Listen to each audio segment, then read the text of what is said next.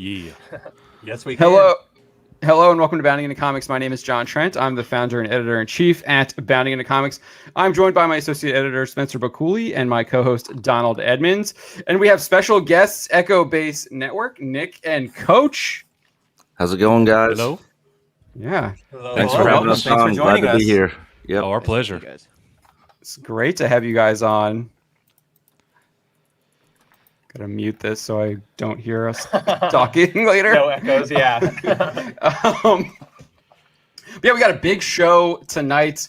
There's been lots of Star Wars news lately. We got did you guys see the Obi-Wan rumor with Andor? Mm-hmm. You see that? So we'll talk about that. We're going to talk Big Bob Chapek did an interview with Stanley Morgan for some kind of virtual convention talking about the future of Disney and how he sees the company. Now it was a lot of spin, but there was a lot of there were some interesting tidbits in that spin. So we're going to talk about that. We'll talk about Alamo Drafthouse shutting down its doors, and then Chapek also talked about the state of, I guess, movie viewing and theaters. So we'll talk about that as well. I know Don wants to talk about some Superman and Lois, but I know we only have you guys for a limited amount of time, so I wanted to really start off the show talking about that Star Wars stuff. But before we get to that, I do want to recognize the chat. Hail to the chat. I see we got the evolved form of Lopters with us, Father Christopher Miller, Thomas Gilkey, HBG3, JM2021. Thank you all for joining us. Really appreciate that. So I guess let's let you guys we'll start with you guys like leading the way here. What part do you want to talk about? Do you want to talk about Obi-Wan and Andor, Big Bob, Bill Burr? What do you guys want to talk about? I'm open for however you guys want to do it. I'm not familiar with the Obi-Wan Andor stuff. I haven't read that yet. There's not much to it. I've been so busy with work stuff. I haven't been able to get caught up on everything. Well, let's start with that then. So, but yeah, as Coach says, there's not really a lot to it. It's basically this is all just kind of talking about her Disney Investor Day, providing background for people who aren't like up to date on the Andor show. Mm-hmm. And then here you get to the rumor right here. And this is pretty much it. The writer Sean McLaughlin at the Illuminati says the Illuminati can exclusively report that Ewan McGregor's Obi-Wan Kenobi will have a reoccurring role in Andor, and then there were no actual details revealed or other parts of the rumor. He then just went on to speculate, saying, what does he say here?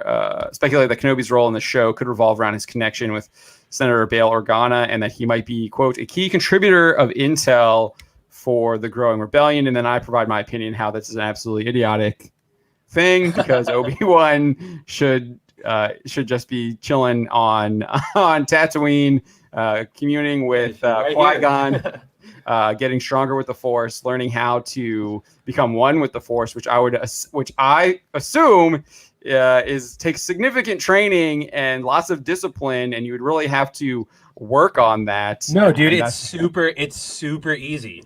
That's what Ray taught me. It's super easy. If you tell me about it, I'll be able to do it. Yeah, well, yeah, but yeah. So that's I didn't even think about that. Oh my god, it makes it. I should have even. I did not even include that in this article, and I should have. But if you go back, and I referenced Revenge of the Sith and how Yoda's giving him the instructions to commune with Qui-Gon, and he's gonna have to stay on Tatooine, and he literally says, like, in your solitude on Tatooine, like. That word has a meaning. Solitude has a meaning. It means you're going to be there by yourself, and then he's going to just watch over Luke. So, and then I think what else, if you scroll down a little bit, or scroll back up a little bit more, there's another word that he says. He says until the time is right, disappear. We will. So obviously to go into exile, disappear. So we're like no one knows where they are. They obviously retcon that with Star Wars Rebels when Ezra shows up and fights Maul and stuff like that. Interestingly enough, while they did retcon Ezra showing up in there, they did not actually retcon. They did stay true to the original Star Wars, where remember when Luke is telling him about like an Obi-Wan Kenobi, and Obi-Wan responds like, Obi-Wan Kenobi, Obi-Wan. No one has called me that name, or whatever he says in a very long time. A long time. Yeah. They like Ezra never calls him Obi-Wan. He just calls him Master Kenobi. So that's how they like. Oh, we got around it. Called him Obi-Wan. Like. Right. So, but yeah. So this is the rumor. I saw you guys have a poll up about the Kenobi show, I think, on your Twitter. I just put my vote in and said no, I'm not watching it. Thank you. The majority. Yeah, I think the majority are no's. Yeah, they are. But what do you guys make of this Obi-Wan? Obviously, I think this is just I don't like this. I think it changes what we know about Obi-Wan's story and how his story should be. But what do you make of this rumor? Nick, you want to go, or I'm ready if you're. Yeah, I'll just say this. My understanding of Kenobi from the end of episode 3 to where we see him in episode 4 is exactly like what you were saying. He was in isolation.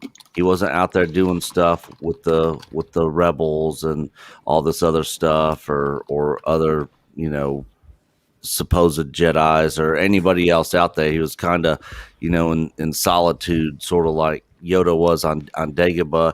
Him and Vader never, run into each other again. That's why when Kathleen Kennedy said, the rematch is going to be great, I'm like, wait a second, rematch? Like, huh? Like, I'm not a fan of that. I think it should be separate. I'm all for Kenobi having his own story and his own stuff happening on Tatooine with maybe new characters, that sort of stuff, where he's still in hiding. People don't know who he is.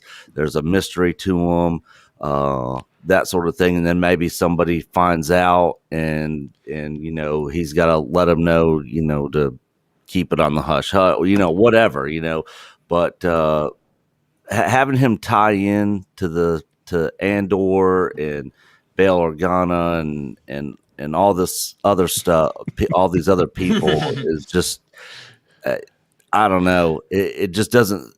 I never pictured that was what he was doing. No, not at all.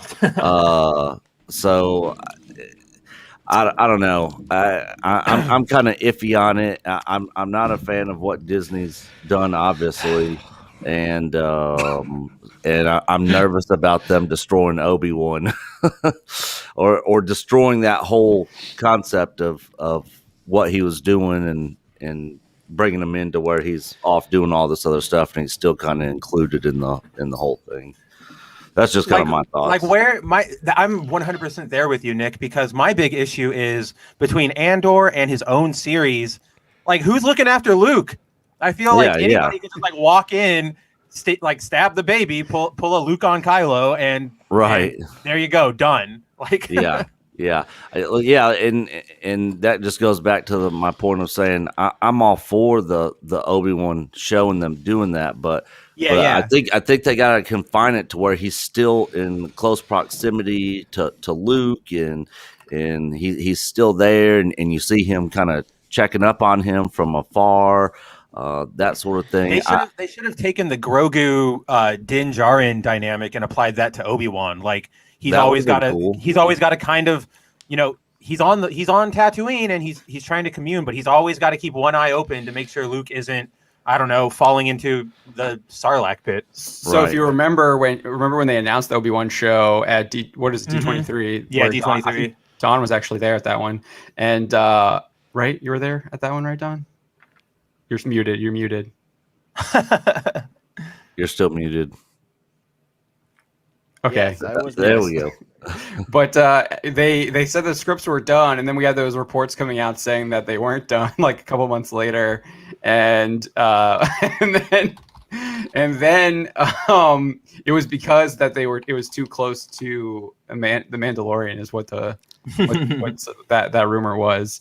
To me, I guess you can do that, but it would not be a very action heavy show. It would be very cerebral. I think like it would have to be like an exploration of the Force, because with him training with because Qui-Gon isn't a Force ghost, it would be so you wouldn't have like that visible Qui-Gon training him. You could have Yoda able to because he talks about how Yoda's going to train with him. So you could have like, I guess if you wanted to do that Force projection that they introduced, you could do that.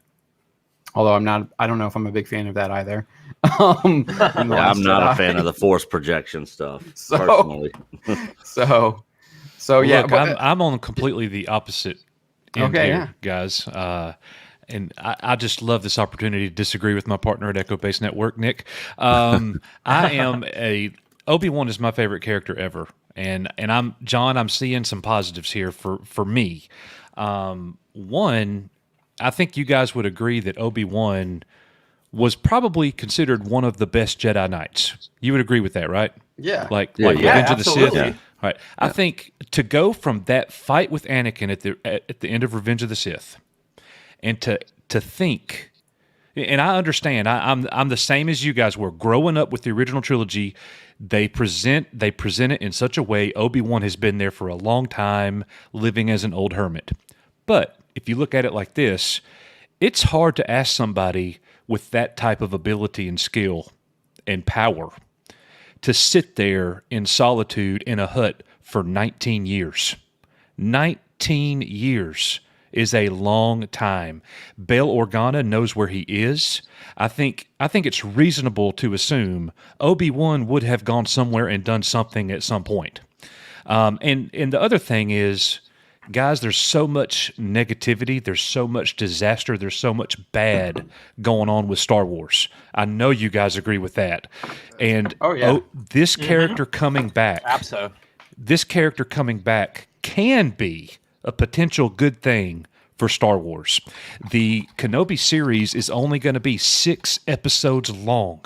That's it. It's 6 episodes. That's all we're getting. It's one season until they change that. They have committed 1 hour long episodes. Yeah, too. So it's like its own trilogy. 6 1 hour long episodes, and that is all of the Kenobi that we're getting. So I think a little bit of crossover here and there with Andor, I think it's a good thing. It could be potentially. See, and I appreciate your optimism, because I would say I'm probably one of the more open members of our staff to things. Yeah. But my issue here is that it's while the story itself, like if we disconnected it from all Star Wars continuity, I'm sure there might be a decent story there. There's the potential, but the issue is kind of like what John was saying, in that it's further destroying that continuity, because it was so reinforced that Obi-Wan's mission was to protect Luke from Vader specifically, that I'm open to the idea of Obi-Wan having like adventures on Tatooine and being around in the same area, and he fights raiders or somebody comes looking for him, sure.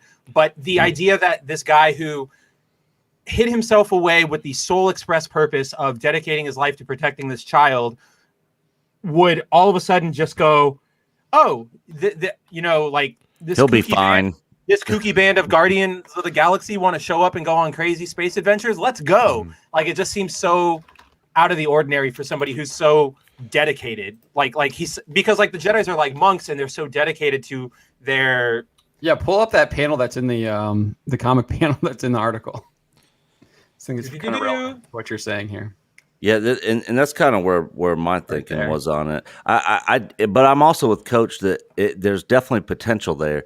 But Deborah Chow, who was doing this, I loved the episodes she did in Mandalorian season 1. They were some of my favorite episodes in season 1. So I do have some bit of confidence in her. Was her episode the prison raid episode? No, her episode was the one where he rescues Grogu from the Imperials. That was the best episode of the show. Yeah. But yeah, I mean, Disney doesn't have a good track record, so I'm hopeful that it's good, but I'm also don't have my head in the sand that they could end up destroying this character and making a lot of people more pissed off, but my fingers are crossed it's good. I'm definitely going to watch it, obviously, because we're definitely going to be reviewing it. But me and Coach are on. Neither one of us have ever paid for Disney Plus. We've never had to cancel it. There's other ways to watch this stuff without having to give Disney your money. I get what you guys are saying, and I will tell you this. With all that optimism that I have, the one big negative that I had from this, and John kind of talked about this, I think, was when Kathy Kennedy said that it was going to be the rematch of the century. And I think that's the problem that Disney finds itself walking right into. They keep trying to outdo the original trilogy and the sequel trilogy, or the prequel trilogy. Instead of just continuing something and making it flow, they're competing against it, and that's a big problem. There's no way that Obi-Wan should be fighting Vader again. No. Can they pull it off? Nope. I have no idea, but I am a little nervous about that aspect of it. Yeah. I definitely agree with you on the like. I just want to jump in real quick, John, because it reminded me of what I hate. One of the scenes I hate the most from The Rise of Skywalker is the damn Lando showing up with all the ships, because they tried to frame that as like this big epic moment, all the fleets arriving, but who the hell are these people? I don't care about this. Like, it's not like the Avengers coming back through the portal. It's just a bunch of CGI ships driven by Broom Boy and his army. Yeah, exactly. Dude, if they'd have shown a ship that was like piloted by Broom Boy and had the dog like horses on it, I would have forgiven everything. So for me, like, if I was gonna do an Obi-Wan show, it would be like before Phantom Menace. Yeah, I would love to see him as a Padawan with Qui-Gon. I think that's where you can do that's the place where you could have like new stories for Obi-Wan, or even just do more exploration into the Clone Wars, where he's fighting alongside Anakin and acting as the general there, and then you could tie in with Mandalorian with the Mandalorian culture and like explore his backstory, his history with Satine and the Duchess there on Mandalore, and you could even like you could even show that Obi-Wan might have been involved with that civil war that brought the Dutch, that she won. And after winning a violent civil war, she then enacts a pacifist society. That could have been really interesting to look at that with Obi-Wan. But placing it in between 3 and 4, I think, is a mistake because of those continuity issues. And then I even wanted to point out, I know with what you were saying, Coach, is like that he was going off plan. Well, even in Star Wars Rebels, he tells Ezra to go and leave. I need to stay here on Tatooine.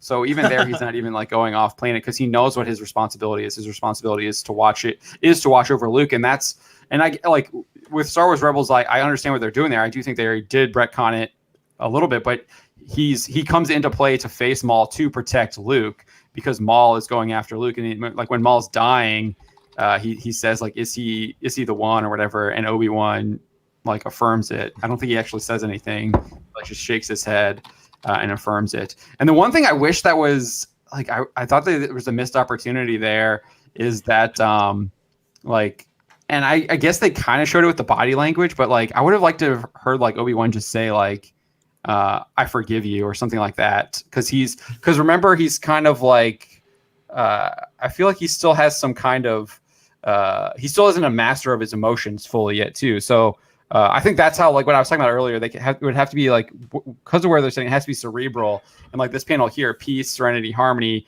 we must master ourselves before we can hope to master the Force. And that's what, like, he's still a Jedi in training. Like he is obviously a master, but even as a master, he still has to train, and he sees how far, like we saw how far the Jedi fell, and how easily they can be turned with Anakin, who was one of their like greatest Jedi Knights.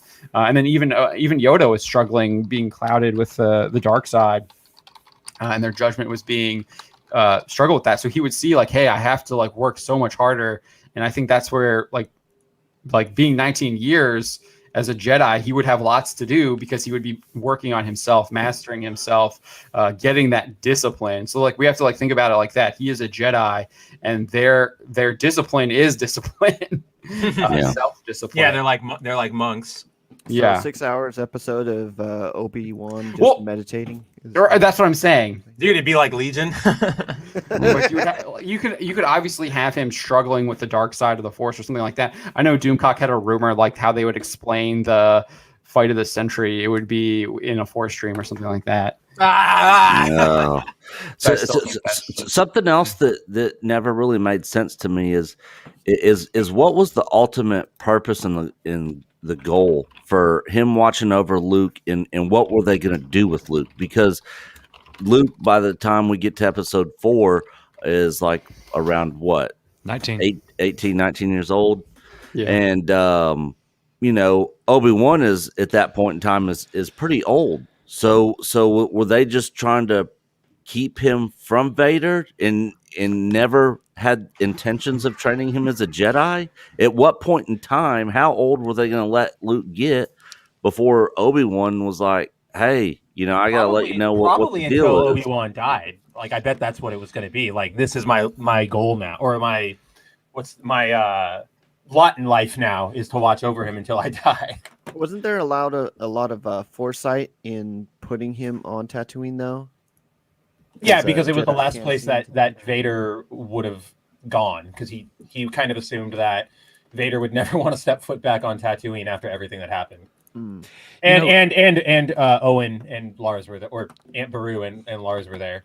You guys kind of check my oil on this, but the prequels to me kind of changed all that, because when I was growing up as a kid, the prequels came out when I was like 20, I believe. Mm-hmm. So growing up, I never looked at it like Ben is sitting there watching over Luke.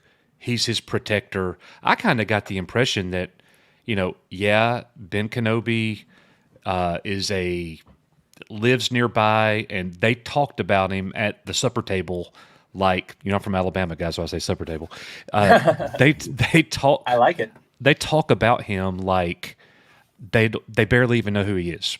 Like Luke's the crazy old hermit, right? Yeah. It's not like he's Uncle Ben, like they're close. He is way off in a distance. And if R2 and C-3PO had not have shown up, Luke never would have learned the Force. He would have been a moisture farmer. Like, no. Well, if you go by the comics, he does learn the Force when he's like 3. Okay, but I'm just saying. But see, all that whole Ben has been sitting there watching over him, protecting him, and we didn't really get that until, at least I didn't, until the end of Revenge of the Sith.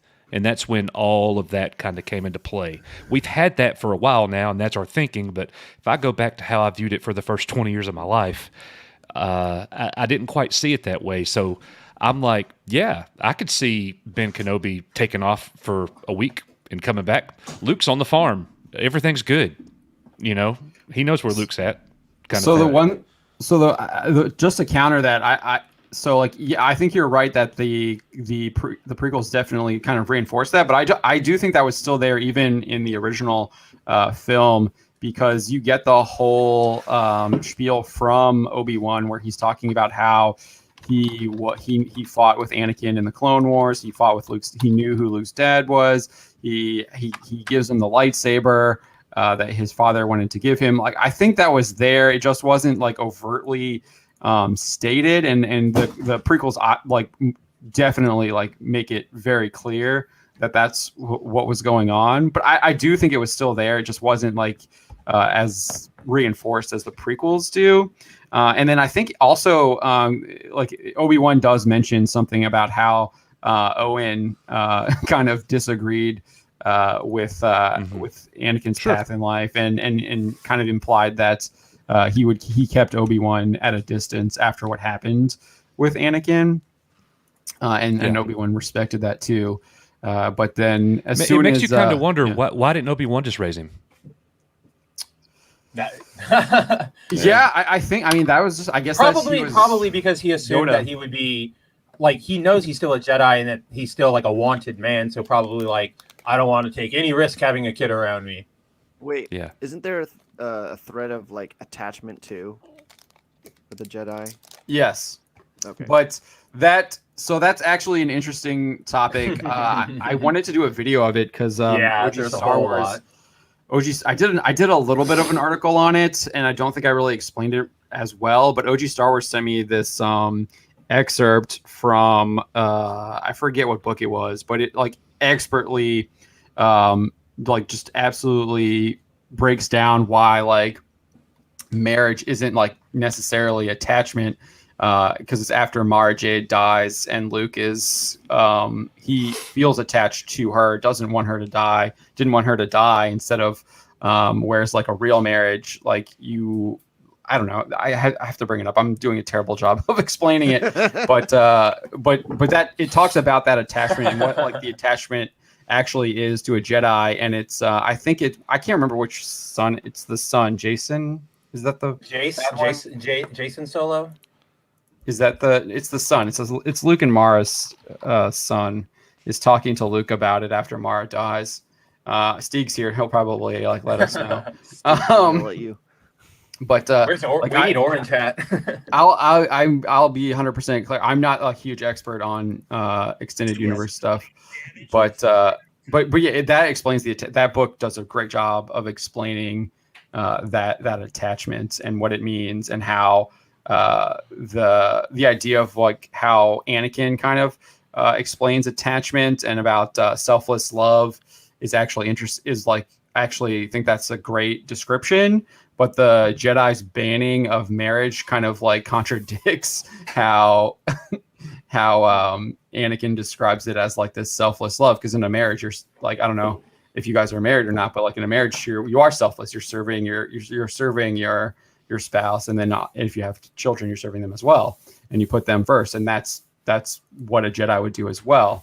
And so like that was just kind of an interesting thing, and the son explains why that ban on marriage doesn't make sense, because it's not the same as like banning an attachment, whereas like attachment means I really wish I had it in front of me, but they explain like what they elaborate on what that attachment actually means.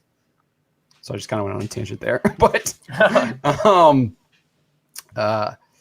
Not My Star Wars is saying when the Force made Luke ready, Obi trusted the Force to bring Luke to him when the time was right. To answer that's, I guess, to kind of answer your question there, Coach, about that. I can see that, like you would trust in the Force. I mean, it's possible. It's possible. Yeah. So I can understand that. Yeah, and I've thought that before. I've thought that before. Yeah, Steeg is saying Jason is Han and Leia's son. Yeah, that's not the right one. I can't remember which one. Cade, no, it's not Cade, because Cade is the like super great. Yeah, he's the best one. John, you could also counter that point from Not My Star Wars and say, if the Jedi Council was saying that Anakin was too old to be trained, it's kind of interesting that they trained a 19-year-old Luke Skywalker.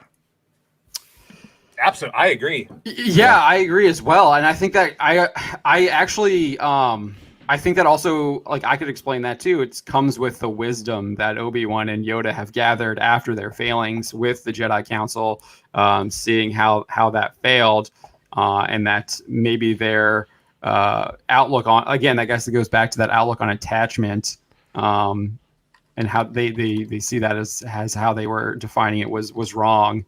And they needed to relook at that. So, also at that point in time, there was nobody else. It was like, we're either going to train him and try to get him to take on Vader, or there's nobody. Back then, everybody only had one plan. The Obi-Wan had trained Luke to beat Vader, and Vader, and the Imperials went, "We got a Death Star. Let's build another one." So. Very, very one-track minded back in the day.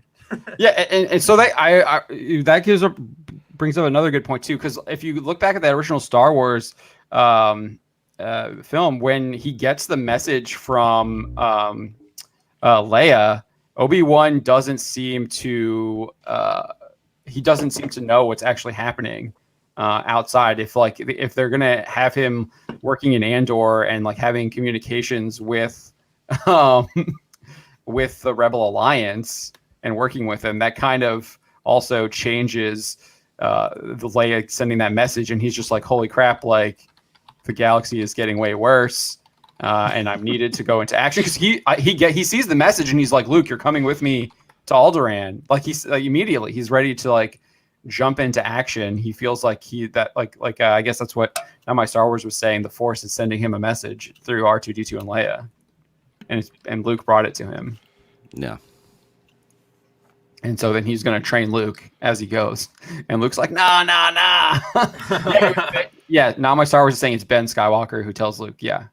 To Spencer's point, Father Christopher Miller is saying that boy is our last hope. They do kind of change that at the end with In Return. I think, Return, I think, where Yoda says there's another, yeah. Yeah, that's Return.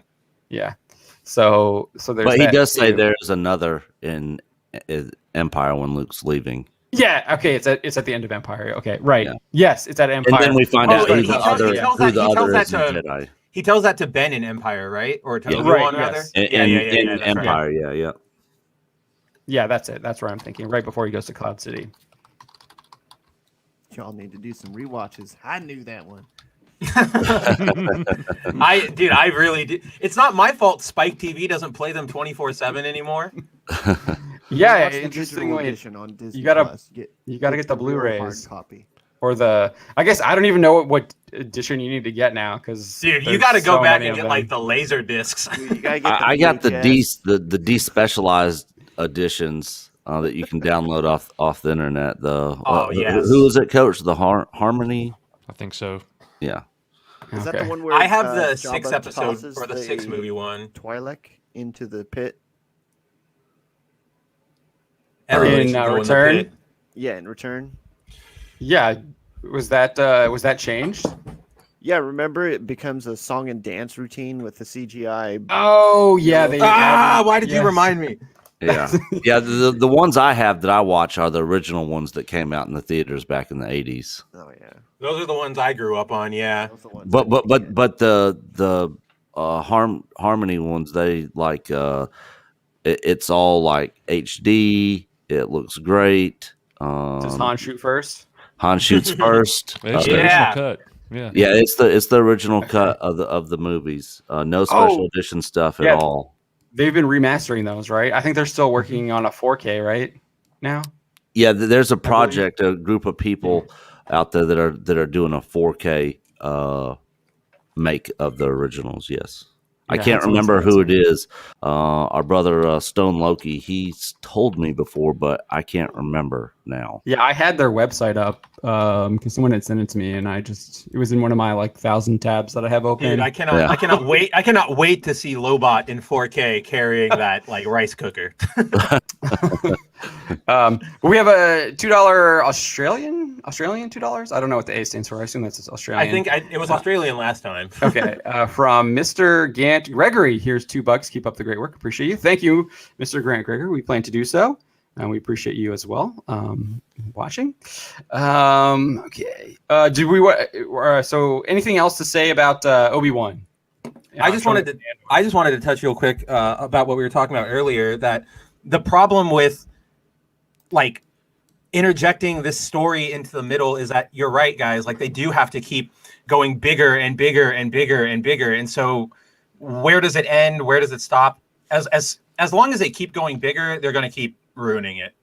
Yeah, I 100% agree with that. Like, I've said this before on our show. I thought a really cool idea for the sequel trilogy is instead of the First Order, they just kept it the remnants of the Empire building back up, and instead of a bigger, battered Death Star that can take out more planets with one shot, super weapon, they should have just found like a major shipyard where they had like 3 or 4 super Star Destroyers being constructed, a whole bunch of other Star Destroyers, and that's what they're going to take out or something, because they're rising back up and some of those ships get away and stuff, and the majority of them get away or something, but they didn't have to go to that bigger. And at the end of the Rise of Skywalker, when all those Rebel or New Republic ships show up, and like you can't hardly even see the sky behind it because there's so many ships. It's like, this is ridiculous. Like, it's just so many ships. This is dumb. It's like everything's got to be bigger and outdo everything else, and you just don't have to do that. Yeah, I mean, I know, I'm pretty sure Stieg will agree with me on this one in the chat, but like I said, again, I'm not a huge EU fan, but I do, like, just because of how, like, what I do for a living, covering all this stuff, I have like kind of learned about, like, there's like these people, like there's a group called the Yuuzhan Vong, and then obviously you have the old, like, Thrawn trilogy. I don't agree with, I haven't, like, read all of the Thrawn trilogy, and I think the stuff that they pulled from Dark Empire and put in Rise of Skywalker is horrible, with, like, the Emperor coming back and all the soul transfer crap, clone bodies. I think that stuff is trash, and that should have been discarded. But I would have been much more interested in seeing kind of an outside alien threat coming about. You could have had, like, I think I've even talked to Spencer and Don about this before. Is a Rakatan, a lone Rakatan, or something like that, or like the remnants of the Rakatan Empire, where they're trying to, like, rebuild after they had been, like, massively devastated back in the past. There could have been some other kind of, like, outside force that no one had kind of seen before, or you could have even brought in some kind of, like, super ancient Sith Empire that was out somewhere else with, like, an actual, like, new character. I think, honestly, what they could have done, and it's what it sounds like Lucas was going to do, is he was going to bring in Darth Talon and adapt some of the legacy stuff, which was, I think those are Ostrander books that Dark Horse published, like, back in the early 2006, like right after the prequels. And I think that stuff would have been really great to do as well, but they decided to say that stuff was not canon and throw it in the waste bin, where now pretty much their whole MO is saying that they don't have any source material and basically just ripping off all the old stuff and like not doing as good of a job with the stuff that they're ripping off. That Dark Forces one, when that came across our desk, John, it just blew me away. Yeah, that was bad. I think wait, say that again. Dark Forces? Yeah. Well, the Kyle Katarn. That story. Yeah, it's from the game Dark Forces, and that's what I meant. Sorry, yeah. I was like, what? Okay, yeah. Talk a little bit more about that so people know what we're talking about. Oh yeah. Gosh, should I just pull it up? Yeah, just pull it up. So I don't know if you guys have seen this thing. Yeah, I'm not sure what you're talking about. Me and Coach are familiar with Dark Forces though, and Kyle Katarn. Steve brought this to our attention on Twitter, and basically he, like, Rogue One is a ripoff of Dark Forces for the most part. All right, where is this? And even Jyn Erso is a ripoff of this character from. Oh yeah, I've heard that. From I forget what her name is, but there it is. Yeah, the Jyn one. I was Jyn Ors. That's it. Jyn, she, and like he, like the images that he shares is like it's the same, like, goggles and stuff.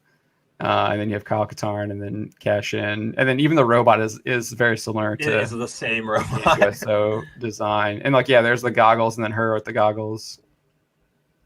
So yeah, if you go down a little bit, and then more. and if you read Stig's image, they just share a lot of, like, personality and story similarities. Yeah, they both die.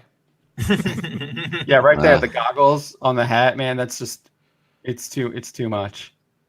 So yeah. Yeah, it's like Disney was like, we're not going to spend a whole lot of time familiarizing ourselves with all this EU stuff, so we're going to decanonize it, and then we're just going to cherry pick stuff out of it to tell our stories, so we can kind of just copy and paste things in there from different parts of everything, and and then just give you this constructed mess. My conspiracy brain believes that it's to, like, avoid paying royalties, kind of like they're doing with Alan Dean Foster. Because if they go, oh, we're not going to reference Dark Forces Jan and Kyle Katarn, that doesn't happen. Oh, but if Jin and Andor are there, these are my original characters. Do not steal. You can't sue me. That's a possibility for sure. That's my tinfoil hat. Is he still suing them, right? Is he suing them? I know he was no, he's no, there's a lawsuit. Yeah, he is. Yeah, Star Trooper saying that he's saying that Dr. Afra is modeled after her as well. I would not be surprised. They do that actually makes a lot of sense too. Yeah. And we have another super chat, $4.99 from Bruce Lombardo. He says, "Do any of you remember Peter Schweighöfer when the West End Games people were publishing Star Wars, the tabletop role-playing game? He was the guy helping run the Fans and Cons." I think we covered him doing an interview. I know we covered someone from West End Games doing an interview who's now working for, I don't know if it's Peter, but someone from West End Games who is now like the lead story guy on Elder Scrolls Online. And he was just basically saying how Star Wars is crap now. I'm not familiar with him. I'm not either, but I think there was another guy. All right, I know you guys aren't going to be very long, so I do want to get your thoughts on Bill Burr. I don't know if you saw, I put out a video. We talked about it live a couple days ago. I let it stew, and then I put out a video where I think I expressed my opinion much more clear than what I did on the live stream, where we were just kind of going through and reacting bit by bit, and I was able to kind of reflect on exactly what he said, and kind of hone what I really thought about it. And so I put out that video yesterday. I don't know if you guys saw it, but I have some pretty strong opinions about that. But I want to know have you guys seen the interview already that he gave? Yeah. Mm-hmm. Okay. Yeah, I have. Yep. So I don't think we're gonna like replay it because if you haven't seen it, I don't know where you've been. But what did you guys think about his comments or non-comments or? Nick, I defer. I'll go after you. I mean, I would have liked to have heard him say more, but I understand where he's coming from because he even said so in that interview. He's like, now I got to be careful what I say, otherwise I'll be, canceled next. So the way Hollywood is, and Cameron Pasha has kind of spoke on this when we had him on our live stream, and Robert Meyer Burnett kind of backed up what he was saying and agreed. But the way things are in Hollywood, you can't really be one of those people that speak out and speak up a whole lot unless you're kind of on their side of things. Otherwise you're going to get the boot, and if they give somebody the boot and you come to their defense, then they're going to slowly, work you out of the picture. It might not be as blunt as and hard, heavy-handed as them just firing Gina Carano, but I'm sure there's lots of people there because she said so in her interview too that a lot of people have her back. But they can't really come out and say a whole lot of that. So I get it from that perspective. He's got a family, a wife and a kid, and he's got to put food on the table, and I'm sure he's probably doesn't like it. So I can't be hard on the guy. He said some nice stuff about her. Would I've liked to have seen him rip into Disney and stuff? Yeah, that would have been awesome. But I get it. So I'll back. I didn't have an issue with it. Yeah, I'll back Nick up there. It's so funny, John, how you see, how two different people look at one thing and then they get totally different perspectives. When I watched the article, when I watched that interview and I read his comments, I was like, he kind of defended her, but he definitely could have said more. And then I saw your article pop up, and I went and I was like, oh, yeah, let's go see what John said. And I was like, huh? And I looked at you kind of took a hard line, and you saw it a completely different way than I did. And John, I can't go as far to like call him out as being like a cowardly act because I don't know all the details, and just from personal experience, and this is just me, guys. I'm just sharing you my experience. Yeah. I got fired one time as a basketball coach, and at school. Hey, Drew, what's up? What's up, brother? What's up, Drew? True. That's my boy right there. Howdy, Coach. Howdy, Nick. So, Thank God. I got fired at a job, guys, and I had a lot of people, and I was wrongfully fired. Like, nothing I did was deserved of being fired. They just decided not to renew my contract. Exactly like Gina, pretty much.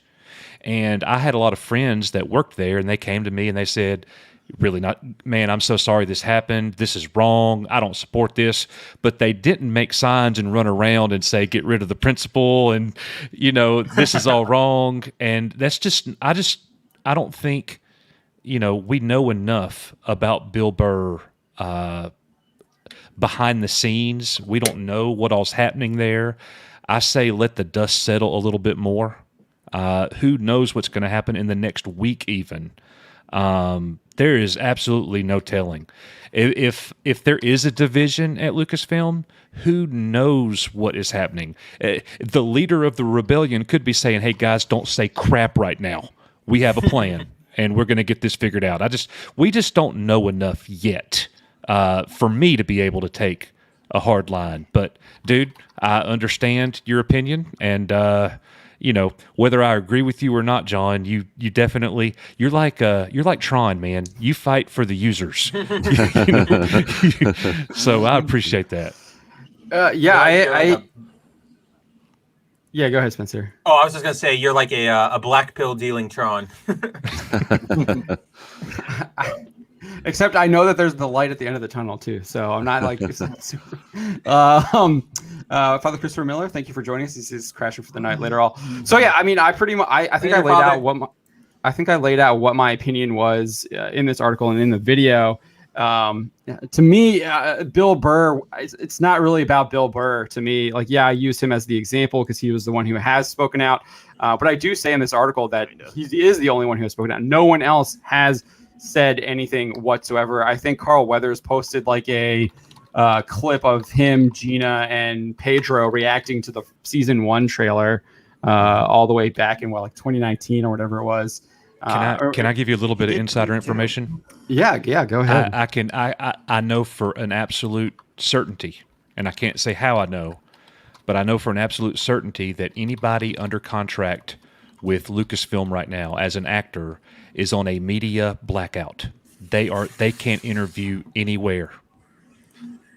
Come to think of it, I haven't heard a lot from Marvel people in a while. So I'm going to counter that because Bill Burr literally has his podcast that he does, and he does his I don't know. All the time. I can tell you, and I can tell you more later.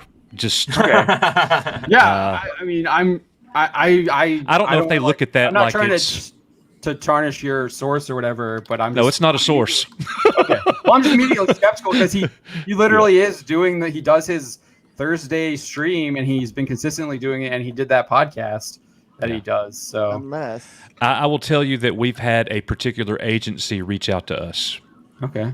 That represents somebody, and they told us point blank that everybody under contract is on a media blackout, and they're making plans with us about a certain something. But that's confirmed. Now, him on his podcast, I have no clue, man. And that guy's kind of a loose cannon anyways. So, he's a comedian. He's a comedian. Yeah, he's a comedian by trade. And think about it. He didn't really he talked, guys, but he didn't really say anything. So the other two guys were talking John's, more than he was. Yeah. So when we did the live stream, which I definitely wasn't as hard on him in the live stream as I was here. I mean, Don and I kind of got to that at the end. We got in a little bit of an argument with Spencer before he understood what we were saying when we made a Dragon Ball analogy. but when we're talking about that live stream, the one part that I do give him credit for is that when Joe DeRosa made that one statement, he was like, "Oh, Joe, that's an interesting statement that you got there." Where he was he wasn't saying yeah, you're right. She shouldn't have basically saying that, but he was just pointing out yeah, Joe, that's great. where he was saying it without saying it. So I get that. But at the same time, he also called her comments ignorant multiple times throughout. And then I think that what's the other word that he uses? Can you scroll down a little bit? He calls it a bad comparison or something like that. Which you made an ignorant comparison, is what he said. Yeah. He says ignorant a couple times, and then he says bad comparison, I think, too. Which those are just not true. You know what else is interesting about that is he actually ignorant. changed the pronouns and started talking about himself. He said there's people waiting, just laying in the weeds. Yeah. Let's show that he's human and he's made a mistake in the past, so let's take his dream away. And I'm like, what's he even talking about? Like he went from talking about her to a man, and he really wasn't saying anything. Like he talked around it. Yeah, I mean, he definitely did. And we talked about that on the live stream earlier this week as well. But so when I'm saying here, like I do think that like I still believe that even if they're on these like contract blackouts, I think you have a moral, like, just to be like true to yourself. I think they're like you have to me, their conscience has to be like eating at them. It has to be saying like not saying anything is wrong. Whatever the contract says, like there's still like you still have that moral imperative, I think, to stand up for what is true, and like what they did to Gina is wrong. And I think and I think that is cowardly. Even like I get like what Nick and you were saying, I understand why he's doing it. Yeah. I still think that by him not like taking that risk, it's just wrong. All right, I think that is cowardly. So yeah, Drew, go ahead, take it away. Let me play devil's advocate though. All right, so yeah. So if you're in this industry where you know that any question you raise, anything you say that is against the current political narrative that they're trying to run with, if you know that it's going to instantly get you put out on the street, out of the very industry that you're working in, and get you blacklisted from said industry on top of it, do you hang the boys over the fence for your best friend or for your good friend, or do you continue to be able to put a meal on your table? Yeah, that's interesting because scare. I mean, you have to ask yourself that if you were in that position, what would you honestly do? I mean, I might be, for example, if I was the one I got fired unjustly, I'm out in the wind now, and you knew the substance of whatever I posted on social media was all right, but they fired me anyway because it was against the company narrative, against the. I mean, I can already answer that. I mean, I founded Bounty into Comics. I write Bounty into Comics. These people try and cancel me all the time. I'm still writing. I know, but I would stand up for that person. I'm standing up for Gina Carano. I've never met her in my entire life. But if you knew it was your livelihood on the line, would you still stand up for me, though? Yeah, I think I would. All right. I would definitely say I would. I would. I think, like I said, I love you, my Asian brother. So yeah, we stick together. Yeah, I mean, yeah, I would do that. I think I would. I mean, Spencer said this in the live stream that when he joined Bounty into Comics, he knew that his dream of drawing for DC and Marvel was pretty much out the window because he knew the reputation that our website has among these people in like Hollywood and in comics. So that's just what it is. Like, now that I know that, I will never not consider you guys my best friends. We're here for you. I have a different opinion. And yeah, go. Yeah. What do you say, Drew? Don? So remember the Red Scare back in the day with the McCarthyism and all that kind of stuff? You know how many people in Hollywood ratted out their neighbors as being communists, as being it was used for everything. Yeah. No, that gets back to the whole thing that Gina was warning about, right? So so it's like yeah, we can say that as people on the outside that no, we wouldn't do that to our neighbors and our friends and stuff like that. But those guys are steeped in. Like if you are steeped into a culture, into an absolute mind wash of this is how you ought to act, this is how you ought to feel, this is how you ought to behave yourself in the public and in private. I don't know if I would have the spine anymore to be able to and that's the point of that's why I wrote that article. The article, like, yeah, Bill Burr is like the main guy, but but if you look at it, it's so are the Mandalorian co-stars, and then I actually call out Favreau and Filoni multiple, like at least 2 times, twice in the article. It's not just Bill Burr. I call out the entire culture of it, and in the article I just wrote, but right before we went live, I call out Bob Chapek for creating and fostering a culture of lies, because he's literally lying in this interview to Morgan Stanley, and you wonder why Kathleen Kennedy is sending a spokesman out to lie about Gina Carano. It's because you have guys at the top that are straight liars too. They have a culture, they've created a culture of lies, and you have to be able to like call these people out. You have to have people that are going to be willing to stand up to them, and Gina Carano is. Yeah, she did get fired, but she was already posting that stuff on social media before they were firing her. They were already coming after her. She was still like holding her ground. She talks about that they tried to like get her on some like shame Zoom call. She like refused to do that. So they tried to get her to like send some apologies. She said she wasn't going to do that either. I mean, I believe her. So I don't think there's any reason to doubt what she's saying. And then she comes out and she's actually calling out how horrible that culture is. And she's actually showing that courage and showing by example. And none of these people, even if they have media blackouts from Disney, they don't have the courage to stand up to what is obviously, to anyone who's actually looking at it, is something that it happened that was wrong. And it was wrong. Well, in general, look, we need more people, you know, in the industry. We need more A-listers too. We need more well-known A-list people to come out and say, I reject this garbage.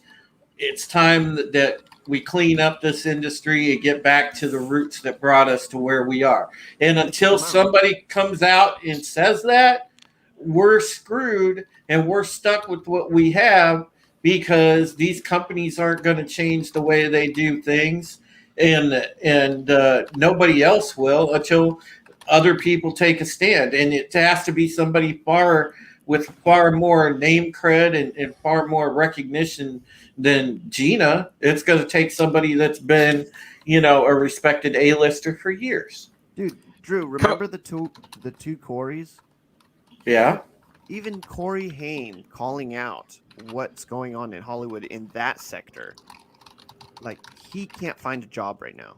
Like, I can't. No, of course not. Of course not. They got him labeled as just a crazy wacko guy. Like, It's not just Disney. It's not just Lucasfilm. It's that entire. Well, yeah, the entire wrecks your spine, and it's disgusting. And I'm sure that Coach and Nick probably have watched some of the same documentaries about it that I have about Hollywood. So we know. It's crazy. And one other thing I wanted to add in there. Oh, were you about to say something? Yeah, but you probably won't. I probably don't need to say it. Go ahead. I know you've been looking like you want to say something for a little bit, Coach. Go ahead. Drew, Coach, do it. Drew, are you going to protect me when I say this? I got you. Okay, all right. And just hear me out, guys. Because this is, you know, with our side of the fandom, we see ourselves as being on your side of it. I'm going to say something that you guys are going to think is controversial. John, you just said that the decision to fire Gina was wrong, and I just don't see it that way. I think it was a terrible decision. I don't like the decision, but they have the right to not let her make any more Star Wars movies. I think it's stupid, but I don't think it's wrong. They could let her go for whatever they want to. Lying about her is wrong? That was the reason they gave. They lied about her. That's wrong. Well, you don't think that's wrong? No. But I'm not really going there. Sure, that's wrong. Well, that's part of the story. I mean, you can't ignore that, though. They gave a 2-sentence thing, and the second sentence is literally like she was denigrating people, which is an outright lie. Like that's wrong. I agree with that. The spokesperson, her comment was wrong. Yeah. I can say that, but her having like some right to make another Star Wars show or whatever, I get it, guys. We are fully behind Gina Carano. Don't twist this. It's a terrible decision, and again, I'm coming from personal experience. Coaches get fired for nothing. Are you talking though more the aspect, Coach, of like just at will employment in general? Yeah, are you going? Absolutely. Yeah, okay. I'm being very literal here. I mean, this is just, if you're talking about at will employment in general, right. I can understand that. Yeah, but California does not have at will employment. So either they didn't renew her contract, or they found a way that she breached it, or they breached the contract. I would love to see that text. Yeah, I don't think that there was breach there. I think it was a case of just not renewing. That was kind of my understanding, is that they just weren't renewing her contract. Yeah, because the statement never said fired. Right. Yeah. Well, no longer works on Lucasfilm. Isn't there a number of people though, and I've heard this before, that there's a number of people that you would think would be in season 3 that aren't even under contract yet, and they're not even going to be contacted until it's like really close to starting to get into production time. Yeah, Lord Vader is saying that in the chat here. They said no contracts were renewed for season 3. Is that in the? I've not seen that anywhere. So can you tell me what that source is on that? I haven't heard that rumor or report. I mean, I know the Hollywood Reporter had when they did their whole shill for Disney throwing Gina under the bus article that they wrote, but that they edited after we called them out for cheering on Disney firing her because she has different political views, which they edited that after we published our article. You can still see their original quotes in our stuff on that. But I did see that they talked about that she was in negotiations to get a higher contract for Rangers of the New Republic, and then obviously Mando season 3, and potentially Book of Boba Fett. Do you think she knew she was going to get fired? She said in the interview. She said in the interview with Ben Shapiro that she knew that they were gunning for her, and she was prepared if that was the case. Mm-hmm. And I think, she obviously was getting prepared, so she knew that. I think the way she said it was right. She saw that they were gunning for her. She gave all those examples in that interview. Mm-hmm. The guy erasing her character from the officially licensed poster. The staffer creating a GoFundMe slandering her because she decided she didn't want to put pronouns in her Twitter bio. Right. And I thought the beat boot bop thing was hilarious. That was great. Well, I think a lot of people, not everybody, but I think a lot of people in her situation, whether it be whatever your field is, if your employer brings you in and says, "Hey, we just need you to stop doing this," you're probably going to stop. However, I think that she had a backup plan. Now, we all like to have fun and theorize, so here's my theory. I have absolutely no reason to believe this. It's just my theory. And that's kind of what we do with Star Wars anyways, right? Mm-hmm. So, I think that this whole Daily Wire thing was a backup plan. I think it was already set. I think she's like, you know what? I'm going to say what I want to say, and I'm not going to let Disney tell me that I can't speak and that I can't post tweets or whatever she's doing.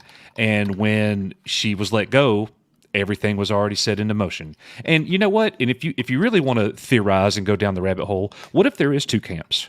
And what if the rebellion is saying, keep tweeting, Gina, and there's going to be massive fallout, and we're about to get rid of Kathy Kennedy, and as soon as John takes over, you're going to be right back in Mandalorian season 4. I just point to the Gina interview. I don't think she's lying when she's talking, and I don't think Shapiro's lying either when he was like, we called her up and she contacted us and then we set a deal up. I don't know. I think that just I'm going to be honest, man. It's hard for me to believe that they could set up a deal in less than 24 hours for her to star and produce in a movie. I've never been a movie star, but I don't think that Hollywood works that way. Well, remember, the Daily Wire isn't Hollywood, right? Yeah, I was going to say Daily Wire. They've only done one movie. Yeah. And they only have one guy who's like their main production guy, and so I think you get the announcement. You like could do like a handshake deal, and then you get the announcement. And then you like pound out the details. Right now. Possibly. Yeah, because I was kind of in the same thought mindset that Coach was just saying, but then after hearing that interview where he was like, he literally called her up like the next day, and they just made an agreement, like a shake hand agreement. Handshake. We'll work out the details later. You know? Yeah, and then she gave an exclusive interview with okay, well, let me play devil's advocate. Yeah. I'm not saying I don't think Ben Shapiro's a great guy. Or, I like Ben Shapiro, and I like Gina Carano. I'm a conservative Republican, so whatever. I don't like Ben Shapiro, but anyways, I will say why you don't show your hand. And we've been planning this the whole time. I was going to keep tweeting, and I knew they were going to fire me, and I was going to come here. And, you wouldn't say all that. So I just, whatever. Yeah, well, I also want to point out, so I think we kind of talked about this a little bit earlier, and you guys have pointed it out too. Lord Vader is saying, she did say that there were people who came out to bat for her, but they ended up losing. And that's kind of what, so I'm skeptical of like the whole like Civil War thing within Lucasfilm. I think the evidence shows that there really isn't a Civil War. Everything seems to point that one side is if there is a civil war, it's like the rebellion is like 4 people and they lose all the time. I don't think there's one either. Yeah. And something else that I've seen get brought up in the comment section of our own videos is people saying, which kind of running with the rumor of John and Dave, Kathleen Kennedy's out of Mando. She's not allowed on set. They don't have to answer to her. They go straight to the Bobs. If that's the case, then who fired Gina? Was it Dave and John? Like, Well, the spokesman did. Spokesman did. So if they don't have. If Kathleen Kennedy has no control over the Mando, then John and Dave should have been able to be like, look, there's nothing wrong with what she said. Whatever, we're not firing her. Right. I mean, even that though I'm skeptical of that too, because I mean she's on set. You see her on set with Mando. She's on that Mando gallery show, like on the table, like talking with all of them. Like she's definitely involved. Like not my Star Wars saying KK is in full control of Mando. Yeah, I 100% believe that. Like that's not to say we're not. Like that's not to say like I'll add my own opinion what I think about it in the articles. But I mean, most of the time I just like let it sit and be like, "What do y'all think about this rumor?" Like, leave it up to you. But yeah, I for the most part, I think those rumors are not true. Yeah, I don't think KK's in the dark. No, and not at all. Yeah, none of that. Blue-eyed Scorpio is saying fade in. I mean, that's not to say she's not like the sharpest tool in the shed, but she definitely is in control of Lucasfilm. Yeah, and at this point in time, like how it just boggles my mind how the investors, the higher ups at Disney, can look at the job that she's done and be like, man, she's doing great, and still have her there. Like she would have been gone a long time ago if I was in charge over there, Keep going. Sorry. Oh, I was just gonna say, I'm not a business person, but I mean, there's so much money left on the table for Star Wars. That should be a major concern. For the top people over there, but it seems like they just don't really care. Like as long as we get some profit and we can kind of still push our agenda or whatever. So our theory, or at least mine, and I think a lot of our guys agree with me, is that it's really not about profit material like with like dollars anymore. the profit they're looking at now is power and control and manipulating people and doing that through their propaganda machines. And I think a lot of that comes from Chinese influence as well. And I think that's what they look for now. I don't think they really care about the actual like material wealth. And I think that's not just Disney. I think that's most of these major corporations. That's why you're seeing them push all of the critical race theory garbage like Coca-Cola. Well, I think there's something to that because, you know, if it was about the money, you would see a lot of companies scrambling around to reverse course. And there would be, you know, they would be trying to recoup any way possible. So I'm going to Texas right now. But yeah, Texas. Yeah, let's pull up the Bob Chapek article that we published right before I went on air. Yeah. Before we went on air. Hey guys, that's actually a good break for Nick and I to jump out. But yep. Yeah, because I got work crap I got to jump back on. I've been kind of doing it a little bit, but I got to call a vendor and call 2 other engineer guys. So yeah, it's a good stopping point for me too. That's what success looks like. Well, and you don't agree with me, so I'm cowardly leaving. Yeah, we didn't even talk about that. He like just shut the conversation down too. No one. I feel like I was the only one who pointed that out. But yeah, no. Thank you all for joining us. Really appreciate it. Our pleasure, to finally guys. talk with Our you guys.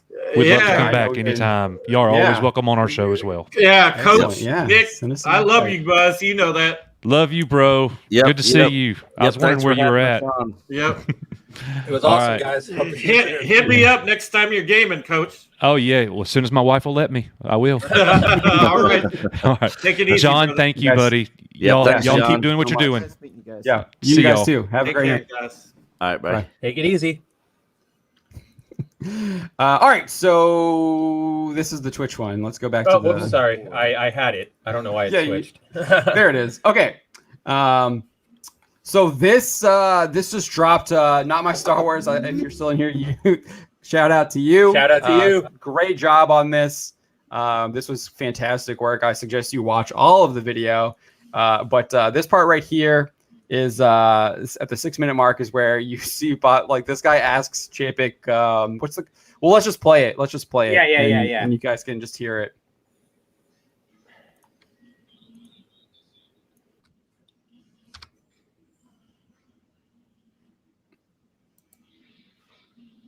It's not playing yet, Don. Oh, okay. It's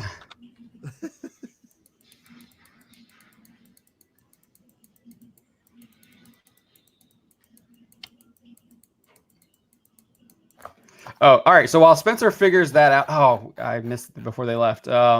Ray J's World gave us a super chats for $5. He says, Ray J's World is here. Coach and Nick, I hope you got some good news. Sorry, I should have got to that before they left. That was an internet. Sorry about that, Ray J's World. I'm back. All right. Ready? Right, there we go. Yeah. Yes. Let's do it. Particularly as you weave in Disney Plus, and the amount of content coming to us is going up, pretty dramatically. I would say the situation is the same for Marvel as it is Lucas, and it goes to speak to the talent of not only Kevin and his team, but Kathy Kennedy and her team over at Lucas. And we're really fortunate to have both groups being led by such stellar creative talent. But in terms of fatigue, Stellar creative talent. So the creative canvas, like Brian Johnson, very broad for both Lucas J.J. Abrams, as well as Disney. Why is there 8-bit video game music in it? Yes, it's superheroes in Marvel's case, but so Don can dance to it. It's a galaxy far, far away for Lucas, but it's very more. And they're just going to keep on growing because of the great creative talent we have. Keep on growing. Great creative talent. The television product Keep on growing. Plus reinforces the film. Growing downward. And that should be something to play out now over the next couple of years, I'd imagine. Yeah, that's where they're at their best, managing that mythology so that there's, little pieces here and there that they dribble out and they all connect. It's really amazing. Connect. Yeah, connect. They all connect. No question. Just like Luke wants to kill his nephew. To wrap up It connects so well. So the original trilogy right there. At the beginning, a pretty massive reorg. The Emperor didn't die at the end of Return of the Jedi. He's still alive. Connects so well. These changes. I think about some of the executives, Jimmy Pitaro at ESPN, Dana Walden, Peter Rice, John Landgraf. These are people who've risen up to the most senior levels and been very successful in the entertainment business. And they're now no longer running a P&L. They're in charge of running very important, powerful studios, but it's a big change nonetheless. I'm just wondering if you could talk about the implications of all this, any growing pains, and whether it's playing out as you had hoped. Are you achieving your goals that you when you put this in place last year? Sure. Well, just like Kevin and Kathy and Sean at the studio, Jimmy, Dana, Peter, and John are absolute treasures for us from a creative standpoint, driving this machine, but giving you the kind of content Treasures. at the investor conference. Obviously, way before the we have so much content, like the stuff that we told you that we're making, because we don't actually have a lot of new stuff right now. It's just in the works. These very Trust us. Talk about. I socialized this idea, sort of expressing the benefit of this. Socialized.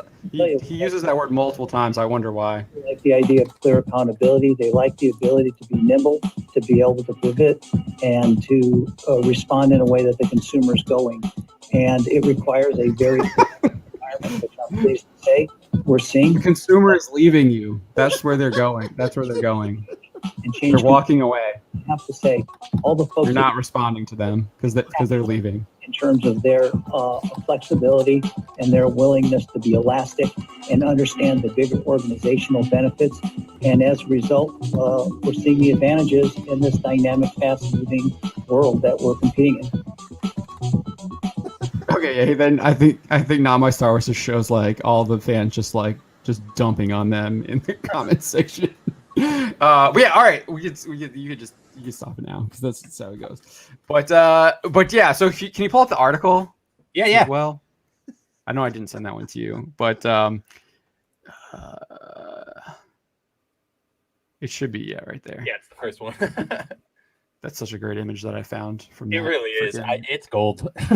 That's from the interview where she says she's going to drastically change Star Wars. Like she admits it before The Force Awakens ever hits. That's where that's from. She actually says that she's going to change Star Wars. She was telling. They tell you what they're going to do, and they do it. So, but it's all at these like esoteric conferences that no one was paying attention to back in 2015.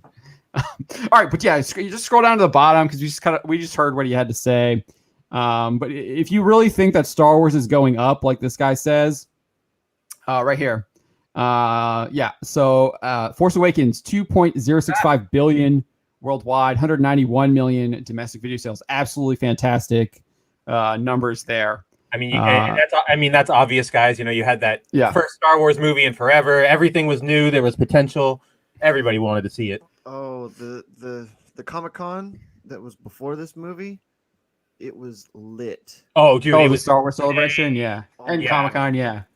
And then Last Jedi, already huge drop, 1.332 billion, and almost a 50% drop in domestic video sales, 100 million. No one, which is still pretty. I mean, that's still pretty good. Obviously, there are people who like. But it's also like relative to what The Force Awakens did, and like Marvel and all their other output does. Oof. Yeah. And then Rise of Skywalker, 1.072, what is it? 48% decline from The Force Awakens, and then domestic video sales 66.56. That is a plummet of over 65%. No one actually, I mean, they're obviously 66 million is still a lot of dollars, but way less than the people who bought Force Awakens, meaning they did not want to add it to their collections whatsoever. And yeah, I just looked at this. I think this just got my point across. Chris Neville is saying $2 billion spent on both Galaxy's Edge. Yeah, I could have brought up the merch sales, but that's actually in their own reports. Earlier in the video, Not My Star Wars actually brings up like their like most recent quarterly report, and it's like literally like negative. It's all negative across the board at Disney. And I says it's bad. It is so bad.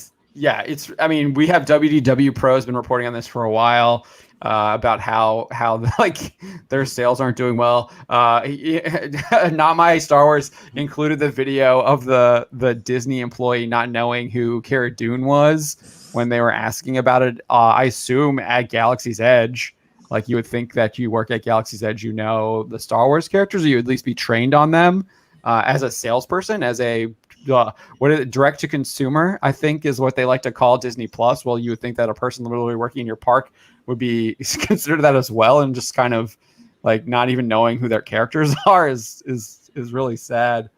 Maybe that's how they're supposed. Maybe that's actually how they're being trained to respond to Cara Dune stuff now, because we know that Disney has intense training for their parks employees. What do they call them? The cast members. The I think is what they call them. the cast members. They're cast members. Yeah. But yeah, you know where I'm going with this. They added that fifth inclusivity key as well, even when their parks were shut down. So they're pushing the critical race theory garbage, even when there's no one even when there was no one attending their parks. They were trying to brainwash their employees with this garbage. Which is what it is. I mean, just there's no point in even arguing it. Just reject it for trash, and that's kind of what we do with the Daily Stupid. Like sometimes I will be like, I'll argue their point, but most of the time there's no point in even engaging in the argument because what they're saying on the face of it is just stupid. Like blatantly wrong, stupid, and there's no point even engaging with it besides to say you're wrong. This is dumb. Like what you said is absurdly stupid. Like take a hike. I mean, what? Michael Moore. Oh gosh, are we? So we're gonna get a tease of the Daily Stupid for tomorrow. Is that what you're saying? So let's get ready. Let's hold on that because I want to stay with this too. And I do want to point out, I did call out, so I'm not just calling out Bill Burr.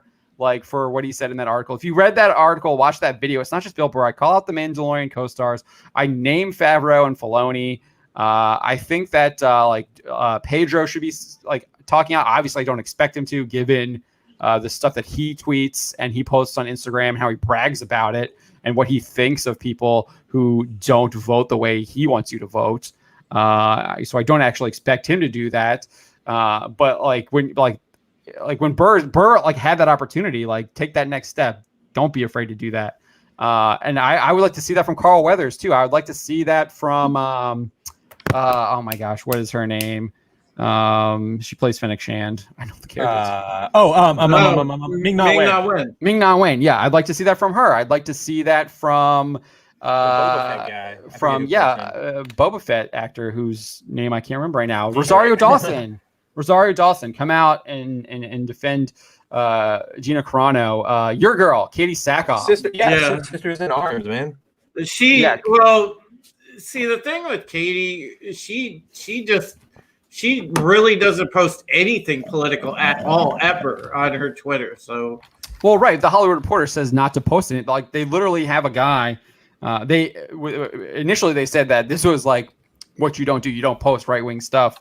Don't post politics. Specifically, don't post right-wing stuff on social media. That's what the Hollywood Reporters, actual writers, wrote. Before then, they quoted some crisis PR person who was basically just saying the same thing. Yeah, she never posts anything political on there. Right. No, didn't they say post left stuff? Yeah. They encourage, if you are going to post stuff stuff that's not going to get you attacked by the left-wing rage mobs. But yeah, I mean, see, even if you don't post, that's what the point is. It's not even political. I don't think it shouldn't be. You should be allowed to express your views without having your the company you work for maligning you in public, lying about you in public, and then firing you for it. And I really do think that that is wrong. I disagree with Coach on that. I think that's completely wrong. And I think you should I think there is that, like I said before, there's a moral imperative to denounce it as wrong and to stand up against it. And I really think that's there. And I get what you guys are saying. Don, I think, made a great point that and that's what Gina's that what the post that Gina shared was all about. you can't hate these people because it can lead to this horrible stuff. And it starts with like not standing up for people, living in this fear that you can't stand up for these people. So then people can go around and beat people up. Like it can lead to that, which we do not want because it's horrible and evil. But all right, so isn't it weird? We're talking 2015, 16, just how it got into our entertainment, and now we're talking about like the literal Gestapo coming. Dude, it's the 60th month of 2016. Mark 63366 is here. Hail. He says Bill Burr is my favorite comedian, but the way he is kneeling to Disney pisses me off. He has diminished himself in my eyes. Yeah, I agree. I 100% agree. Yeah, can you go back to the article real quick? Like, this is such an abomination. Why do we have this up on the screen? Because it's like I was because it is an abomination. That's it. Like I was looking at the article and I was just like, look at this. Look, it's Bob Chapek. He's the emperor. It looks so bad. It looks like they photoshopped Palpy's head onto like a wax figure. It's horrible. This is horrible, and I don't think I did anything to that. I don't think that's been touched. That's straight out of the movie. But yeah, if you scroll up a little bit, so I anytime I get a chance to like call out that they lied about her, I'm going to do that, and I'll put the evidence. Yeah, it's no one else will. Or most people, like most other like our competitors, will never put the actual like evidence. They'll like, she tweeted this or whatever, and like they're even saying it's a TikTok post. I heard Gary say that it was a TikTok. It's not a TikTok post. It's not a TikTok post. I pulled it from her. I actually pulled that from her Instagram story. That's our screenshot. I pulled that from her Instagram story when I saw that's what people were trying to go after her with. I was actually able to like get that one in real time, because usually, I mean, for us sometimes like I'm usually working on another story or like, and then like so I'm not checking. So when I do check, it's like after I finish whatever I'm working on to see like, okay, what's going on? Has something happened that I need to cover? But I was able to like get that one like in real time, and people are like, oh, she scrubbed it. Like freaking like I hate this is how dishonest these people are. Like even in the exclusive that they got, which I assume was from Daily Wire, Shapiro, and Carano about the deal that she made, and then follow up, they got like pieces of the interview as well that she did with Shapiro. They say that she scrubbed it. Well, that's not how. Like, I know. Anyone who has used Instagram knows that Instagram stories expire after a certain amount of time.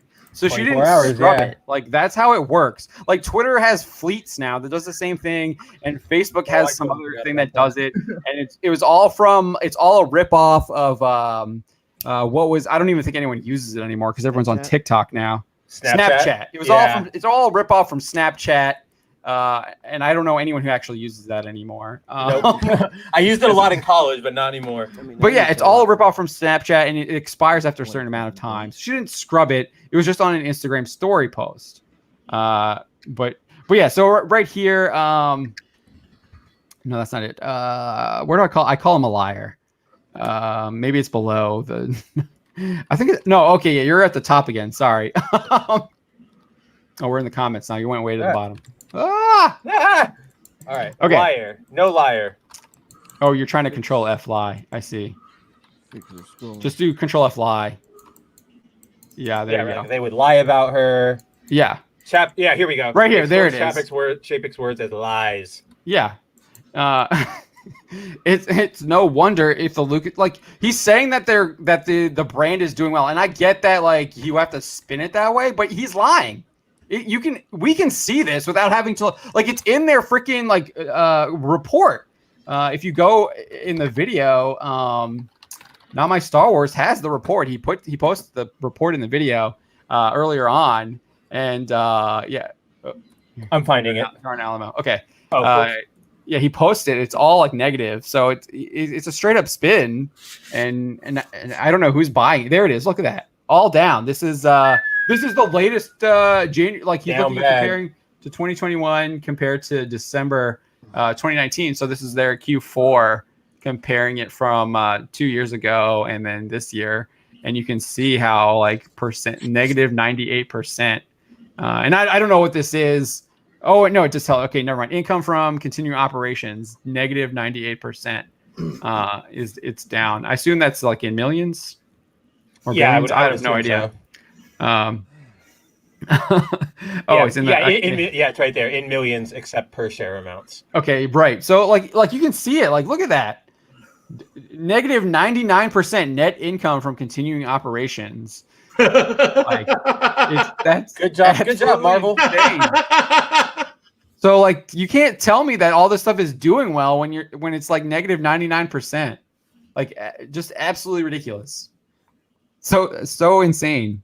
So like when you have the CEO of your company like straight up lying, there's no wonder that Kathleen Kennedy is going to be lying too, and that you have this entire like nasty, disgusting culture that Gina Carano really shined a light on for a lot more people, and which we've been doing here for a long time at Bounty and Comics, shining a light on this stuff. But she just obviously exposed it to a much wider audience. And it's I mean, we've been covering this since it's obviously been started in the comics, and it's obviously getting up into the bigger part of these corporations as well. So it's not a surprise, and it's not just Chapek; it's the guy before him too.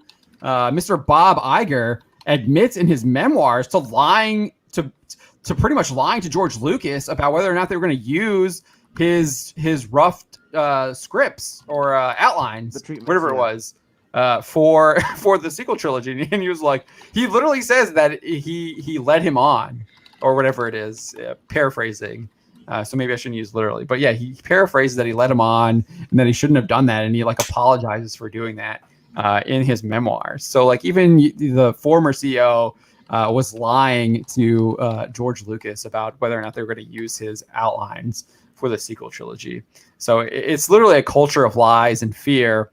And I think Bill Burr, that interview where he literally, like, the first thing he says almost is, I work for this company. I got to watch what I say now, too. And I think that just, you don't even, like, that right there shows just that culture of fear that is all over Disney. And then if you go back and listen to the Gina interview, too, one of the things that I didn't, when I first listened to it, I didn't really kind of catch on, but she talks about how like they actually are like she figured out they were going after her on an email that someone sent about something completely different. So they're tracking other things that are happening on social media as well, and it's not just her. So she didn't say what it was, but like again, that's just another piece of evidence of how like just kind of corrupted this organization is.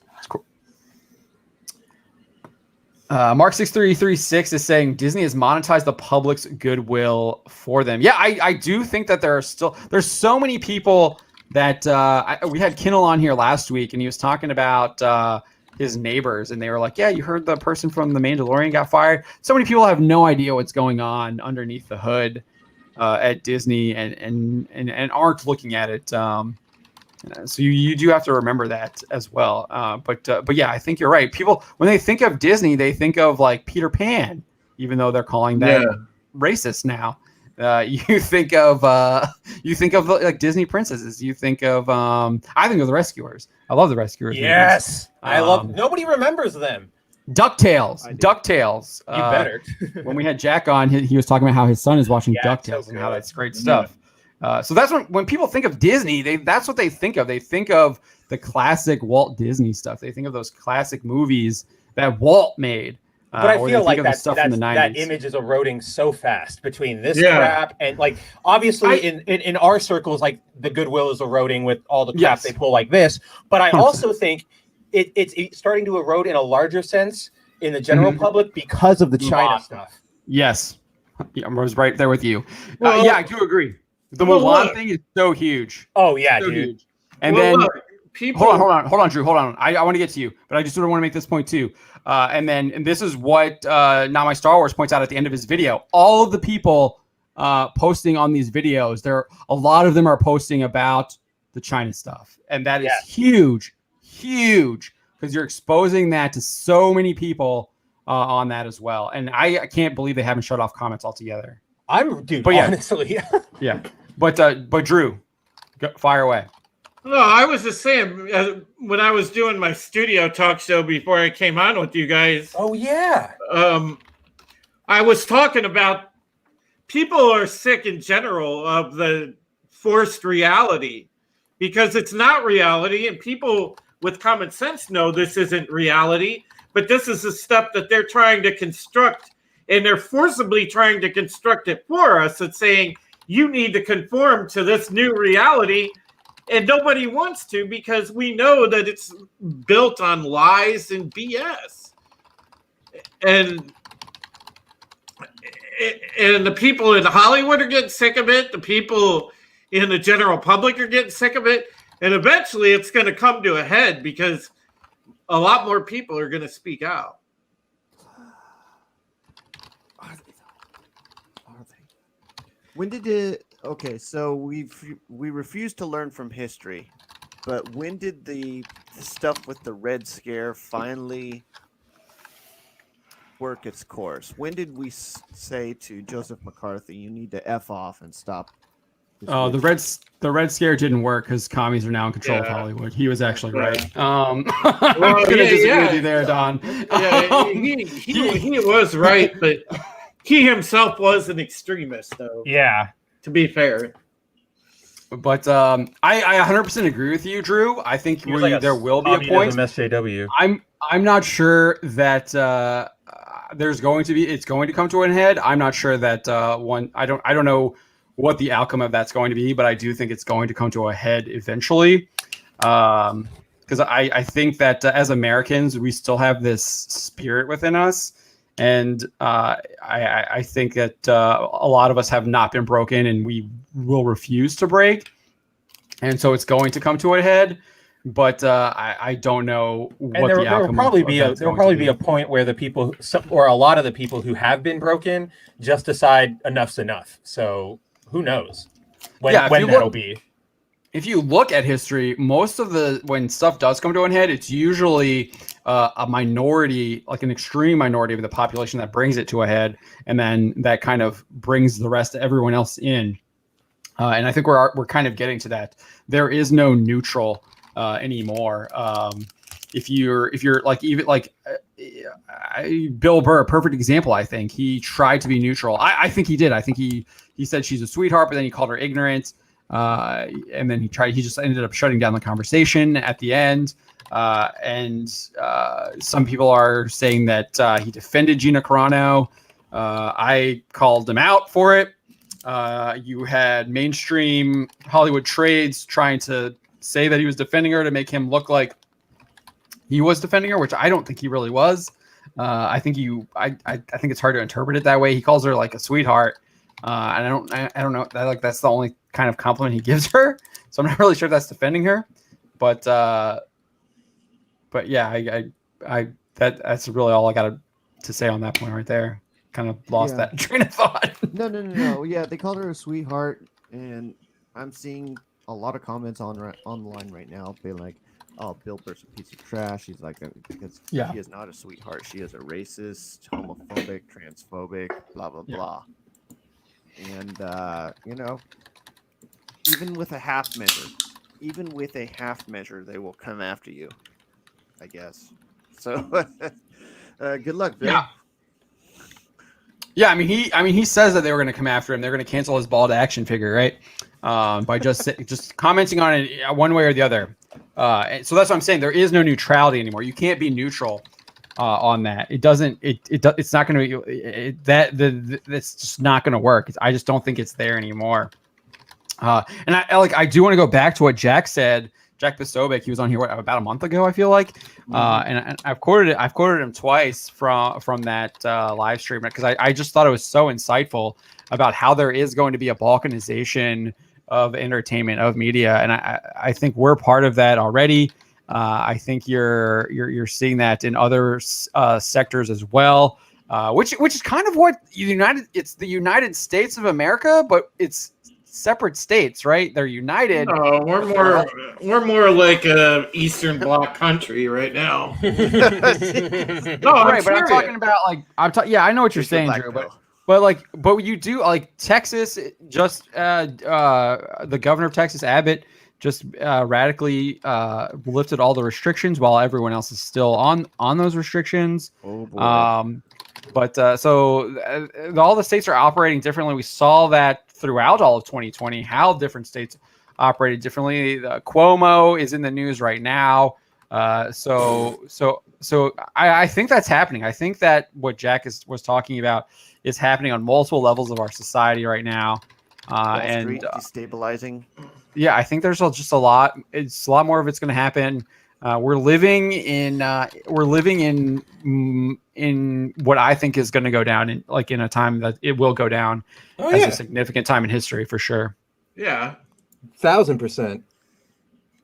I mean, this is the era of the culture war. It's going to be documented. Yeah, it is documented. Yeah, we're documenting it. Yeah, unless somebody just flips the internet switch. Okay, let's speaking of what's going on in Texas, let's bring up the Alamo Drafthouse stuff here. Oh boy. Oh my gosh. This is kind of, and speaking of Jack too, because it ties in with Jack, because he's actually and Bob Chapek, because his statement kind of it ties into all of this. It does. Yeah, so this is actually a good one. We don't have an article on it. We don't have an article for it? It's the New York Post article. Or here it is. Never mind. You can just look at this, yeah. Yeah, I haven't even read this yet. I just know that they what is it? Hold on, let's actually read what he says here. I now declare the cinema to be awesome. Alamo Drafthouse founder Tim Lee, that's an interesting name, christened Alamo Drafthouse at the Ritz on November 1st, 2007. Blah, blah, blah. Last March, we temporarily closed the Ritz along with every other Alamo Drafthouse location. Nearly 1 year later, we're incredibly sad to tell you that because of the ongoing impact of the beer bug, we will not be reopening the Ritz. Keep going. It is difficult, blah, blah, blah. Blah, blah, blah. Blah, blah, blah, blah, blah, blah, blah, blah. Whoa, go back up to that poster. What was that poster? That actually... Montago il Mostro. That's a pretty... I like that poster. That's dope. Very classic. Very cool. Okay. Oh, what? The description: King of the Kaiju and creator of Godzilla and Mothra, Shiro Honda crafted the story of 7 passengers out on a leisure cruise who end up shipwrecked on an island that was used for nuclear testing. That sounds rad. Yeah, the poster looks awesome dope. too. I'd watch that. I gotta find that. Spencer's gonna watch. Yeah. Stig says I want that movie. I know that HBO Max has like all the old Godzilla and Kong stuff. I wonder if it's on there. I gotta have to go look that up because that does look like it's a lot of fun. That looks really cool.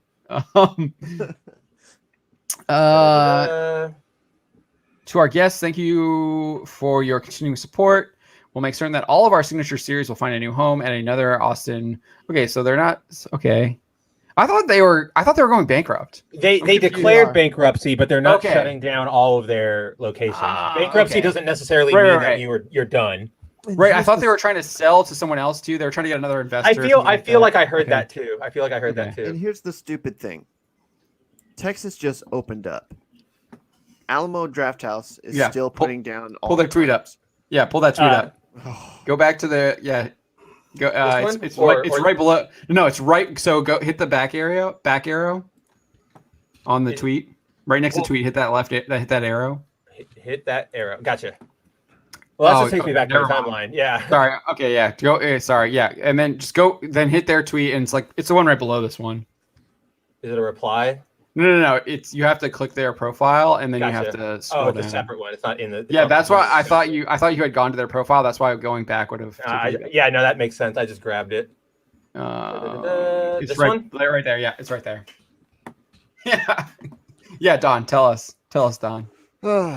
Okay, so Texas just opened up all their businesses, took away the mask mandate, which doesn't mean don't wear masks. Let's just be clear. It's optional now.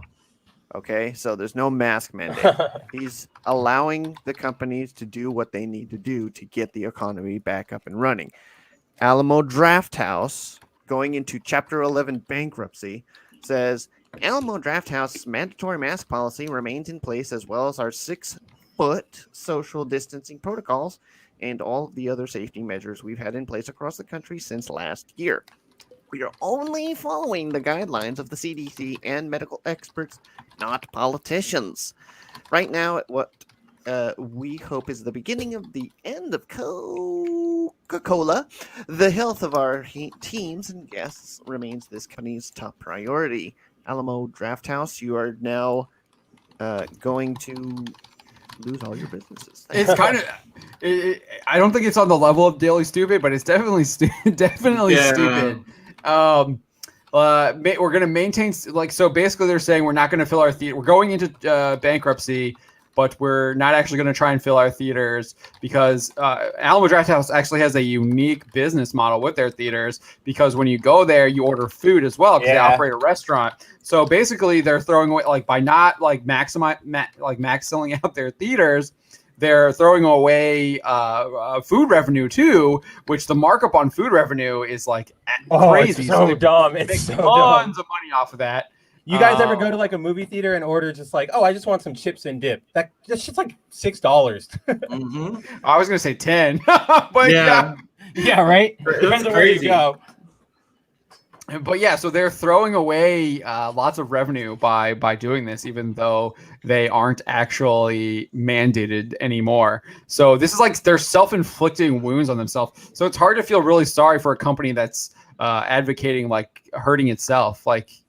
I have no sympathy. I honestly have no sympathy. And so I bring up and here's another reason not to have sympathy for them. Jack one? And I didn't actually know this until Jack tweeted it out this morning. I had no idea about this. Because I actually I've been to the Alamo Drafthouse by my house a couple times, and it actually makes the movie going an experience again because you get the dinner and the movie. It's a nice little date night with my wife and stuff. Yeah. So and then their food isn't too terrible. It's actually pretty good. They also do really cool things where they'll create specific dishes for whatever they're showing. So if they do a midnight showing of I don't know, Alien, they might create a green cocktail. Aquaman everybody. was seafood stuff. Yeah, I went to see Aquaman. Oh, that's really cool. Yeah, I saw Shazam there. I went to see all the DC movies there, Aquaman and Shazam. I think I saw both of them there. Plus, they have They had cool theme stuff like Clue and which is actually this was a theme thing that was really interesting here too. So Jack, we had on the show about a month ago. I guess he filed some kind of clicked away from it. Yeah, he filed a civil rights complaint or something. So this is what it was. Back when Wonder Woman, the very first one, was coming out, Alamo announced that they were going to have a women's only screening for Wonder Woman, and that only women could go, only girls could go. Female empowerment. Yeah. So Jack thought that's dumb. Isn't that just straight up discrimination? You can't do that. You can encourage or whatever the legal thing is. I don't know it, but you essentially just can't do that. So Jack filed this human rights complaint saying that he was refused the right to purchase a ticket to a movie this weekend at the Alamo Drafthouse because of my gender. So that's where that started from. Yeah, I mean, I think that's. I agree. I mean, I think they he's right on there. They eventually had to step back from doing that because of that. They actually admitted we were wrong. We can't really do that. I don't think there's any problems with wanting to have a Wonder Woman themed party and market it as that. But yeah, I think you would have to you can't discriminate against people. Yeah, exactly. You just can't. That's America. So unless it's a medical thing or a mental health thing where you need to be separated, I highly doubt that you're gonna let that fly. Yeah. That's so. That's a definitely what is the word I'm thinking about? I want to say extenuating circumstance. I'm not sure if that's the right phrase. Maybe not. I know exactly what you mean. There's a phrase for it. I can't. There is. Exception. Yes. Exception. Yeah. But yeah, no. So they're it's hard to feel sorry for them when they're creating policies to hurt themselves, as Don said, and then they were also advocating discriminatory policies too. So I don't really feel sorry for them at all. No, but as I think this was Don. Don was pointing this out as well. This ties in to another thing that Bob Chapek said. So the New York Post reported on this. New York Post is absolutely fantastic. I can't believe I wasn't reading them before. But they yeah, dude, seriously, their stuff is great. And like I really had not been what was that Variety right there? That's confirming that they filed for the bankruptcy. For the bankruptcy. Yeah. Okay. Yeah. Oh yeah. See, there it is. Right there. They're selling sales, it. They're selling sales it, yeah. to Altamont Capital Fortress Investment. So the institution will still be alive, but it's completely under new ownership. Or the presumably the current ownership will have like a super minority stake. Yeah. Their stake will be less. But yeah. So let's go to this New York Post article, because Chapek in this Morgan Stanley talked about how theaters are changing, and he's basically just confirming what I think we've been saying for the past year now, that theater going is not coming back. Yeah, not at all. No way, dude. And if anyone is telling you that it is, the actual CEO of Disney is saying it's not. And if you still thought it was happening, like I don't know what world you're living in when AT&T and Warner Media said they were putting all their movies on HBO Max for the entire year of 2021. For real. And Disney was basically doing the same thing and just putting $30 price tags on them. The only ones they weren't showing is like the Marvel stuff, because they think they can somehow like get tons of box office revenue. It's just not there anymore. It's not gonna happen. The audience has changed. Our habits have changed, and it was already changing anyways. The only movies people were really going to see in theaters were like big, huge comic like Marvel movies, like Endgame and Infinity War and stuff like that. Right. But yeah, so he says here the consumer is probably I'm at the bottom of the screen, so you're gonna have to scroll down a little bit. Yeah. The consumer is probably more impatient than they've ever been before. Oh yeah, that's much easier to see. Particularly since now they've had the luxury of an entire year of getting titles at home pretty much when they want them. I'm sure I'm not sure there's going back, but we certainly don't want to do anything like cut the legs off a theatrical exhibition run. Like he's trying to get his cake and eat it there too. I'm not sure there's going back, but I don't want to cut the legs off. But I'm not going to say no. Yeah. He's like, I don't want to piss off the theaters again, but like, dude, they're not coming. You just said they're not coming back. He added that customers don't have tolerance for the months-long period after a movie is in theaters and before it is available to stream. I'm not sure about that. I don't know about that. I don't know if that's really... now, but like I actually think that there is, because I think a lot of people aren't paying didn't pay $30 for Mulan, and they waited when it was just I can watch it for free. Like 2 months later. I do think people are willing to do that, and I think we've had reports about that where people will be like, I go and get the show I wanted to watch, and then I cancel, and then I'll wait till back. And then they get it again and then cancel. Like there's literally like the trades have reported on that too. So I think that's just it. I don't know what he's saying there. He's a numbers guy, so obviously he doesn't know about the actual experience. Yeah. Yes. Do you think he's been to a movie theater in the last ever? He gets that like downloaded right into his brain with Disney technology. Yeah, aren't the movies going to be made with AI tech about like what the audience wants or something like that? So let's keep. Can you scroll down a little bit more? Yep. I don't know if there was anything else here. I think it's just sort of sitting there gathering dust. Yeah. Well, that's literally what's happening with Black Widow. All of those, I know. And how does he say it? Shang-Chi. Shang-Chi. He said it really weird. Feige said it. Yeah, that's what it's. I never understood that. I did not understand. Like, anytime I saw like Grace Randolph or anyone of these like more like mainstream, I don't even want like, what would you call them? Access media. That's access. What access Dawn likes. Yeah. Yeah, the access media people.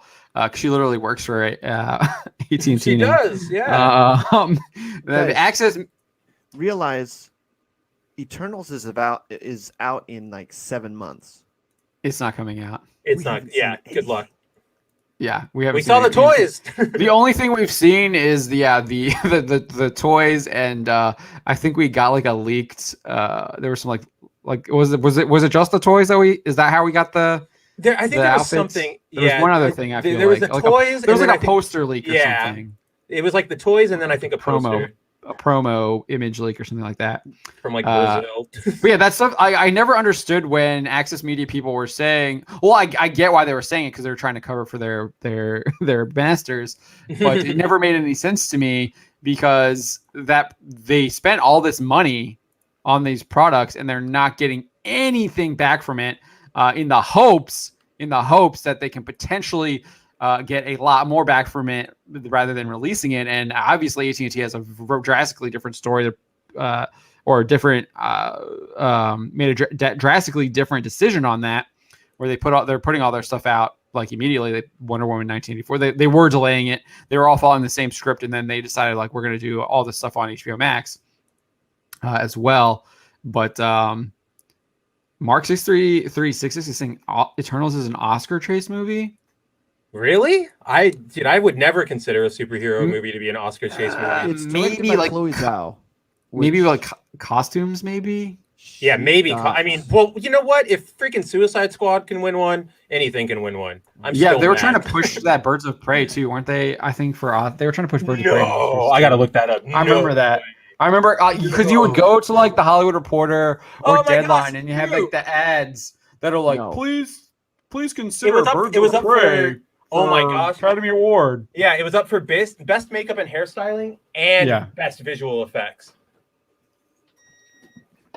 That's Chris Neville says they're called shills. Yeah, they're shills. I mean, she's literally like Randolph is literally an employee. Like she works for Rooster, she works for them, which is a subsidiary of Warner Media, which is owned by AT&T. Yeah, we can see it go to the top. Can't fool us. And she like announced that, but yeah. So yeah, I mean, I don't think there's anything else really to talk about here. But yeah, theaters aren't coming back. Even Disney CEO Bob Chapek is saying they're not coming back. So I just, they're not. I don't think. And it's not just like, especially with us, video games. Like we would just go, like a video game comes out, you go and buy it and you play it, right? Right. You don't have to sit and wait. You don't have to like sit and wait for it. You don't have to go to the theater and sit in the theater and do it. You would come and play it on your home theater, and you have like almost I always, for the like, especially like during college and high school, I got way more entertainment from video games. I still do get way more entertainment from video games. I've maybe watched like 2 or 3 movies in the last like year, and a lot of those were just like weird little indie films. Like I haven't. And Wonder Woman. Yeah, like I watched Wonder Woman so we could talk about it. Obviously, I don't know if I would have if we were like. No, I say this about a lot of things, but I really don't think I would watch this stuff because it didn't look good.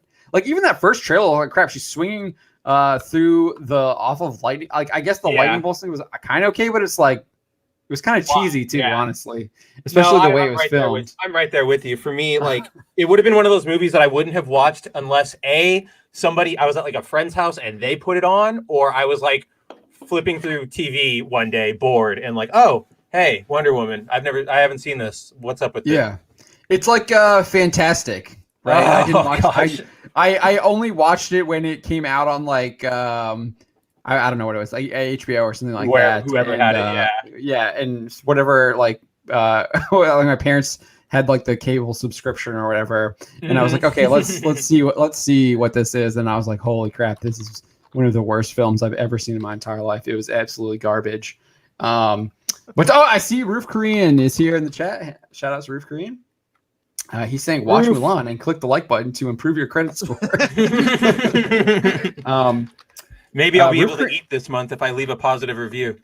Roof Korean is saying, I think Disney is tanking on purpose so the government nationalizes entertainment. I'm going to disagree with you on that, and I'm going to point to Facebook and what happened in Australia. I probably should have like a little bit more information about what happened there, but it sounded like, from what I did gather, is that the Australian government told Facebook to take a hike. Facebook told them to take a hike, banned all like article links coming from Australia to Facebook. So trying to starve any kind of media news revenue from Facebook. But then they also took down a bunch of like public emergency Oh, pages no. too, or something like that. So, but then I guess they came back to the table, and I guess they came to an agreement, and I guess Facebook is going to pay some of the bigger news outlets, I guess, while the little guy gets screwed.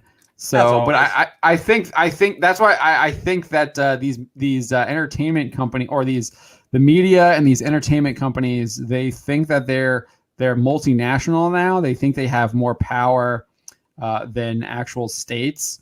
And I don't know why they think that, because like, especially since they are always trying to operate in China, like that doesn't even make any sense to me. Yeah, like I feel like they can push over the U.S. government pretty easily, just like paying people off. Man, but, Disney would create a literal Disneyland if they could buy out like Mississippi. I mean, they kind of did in Florida. Like they kind of did in Florida. That's true. If you look into the history of that, that they kind of did that in Florida. My wife has family down there, and they actually sold a bunch of that. Some of them sold a bunch of that land to Disney. Oh, wow. when they were building that down there. What is it? I was kind of lost track of what I was going to say there. I was going to say that. I was talking about China. Yeah, so like you would think that they would realize that they don't, because China doesn't play nice with them. They're the ones who bow to China for the most part. China's never bowing to them. But I don't think they've learned that lesson yet. But I think they might, because I saw something about like what there's like some crazy stuff happening in like Myanmar, which I guess used to be, it was it was Burma beforehand, and there was a military coup a couple of times. Yeah, so there's a military coup there, and like I guess Facebook shut down communications in I saw that country as well. So the military junta, or whoever that's in control now, might have something to say about that. So that's something to follow there too. So lots of interesting developments happening, not just entertainment. And I do think all of this stuff kind of coalesces now. When we had Drew Hernandez on, and I don't know if you're still with us, Drew, but when we had Drew Hernandez on, I kind of was like, we kind of started getting off into this political topic, and longtime listeners will know I used to try and shy away from them, and Drew actually corrected me, and he was right. And I shouldn't have tried to put a pause on that, because it is all connected, and you really can't talk about it honestly without talking about it. You have to be able to talk about it and point this stuff out, because it is all connected. Unfortunately, 100% on that. And yeah, as Don said, it's unfortunate that it is, but that is the world that we live in. That's our reality. Yeah. So yeah, I do want to apologize to you for doing that, Drew. 100%. So we won't be doing that. We won't be trying to stifle those conversations or try and just kind of move on from them, because that was wrong, and I shouldn't have done that. But because it is connected, and I think we need to be talking about that stuff, 100%. All right. Yeah. Well, what do you know? It's still 2016, as Spencer tells us. We're caught in a time loop with Doctor Strange. Dude, I got to make a bargain sometime soon to get out of this. or let's make a deal. Even what's happening in California, like recall, that's going to that is connected to. I can't wait. Like I hope the governor and everything. You're not in California right now.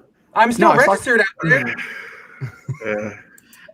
Roof Korean says, I totally understand Why that you part. think I don't want to be there? 45 signed on his last day, forced banks from canceling people. 46 rescinded it. Banks can cancel people for habits now.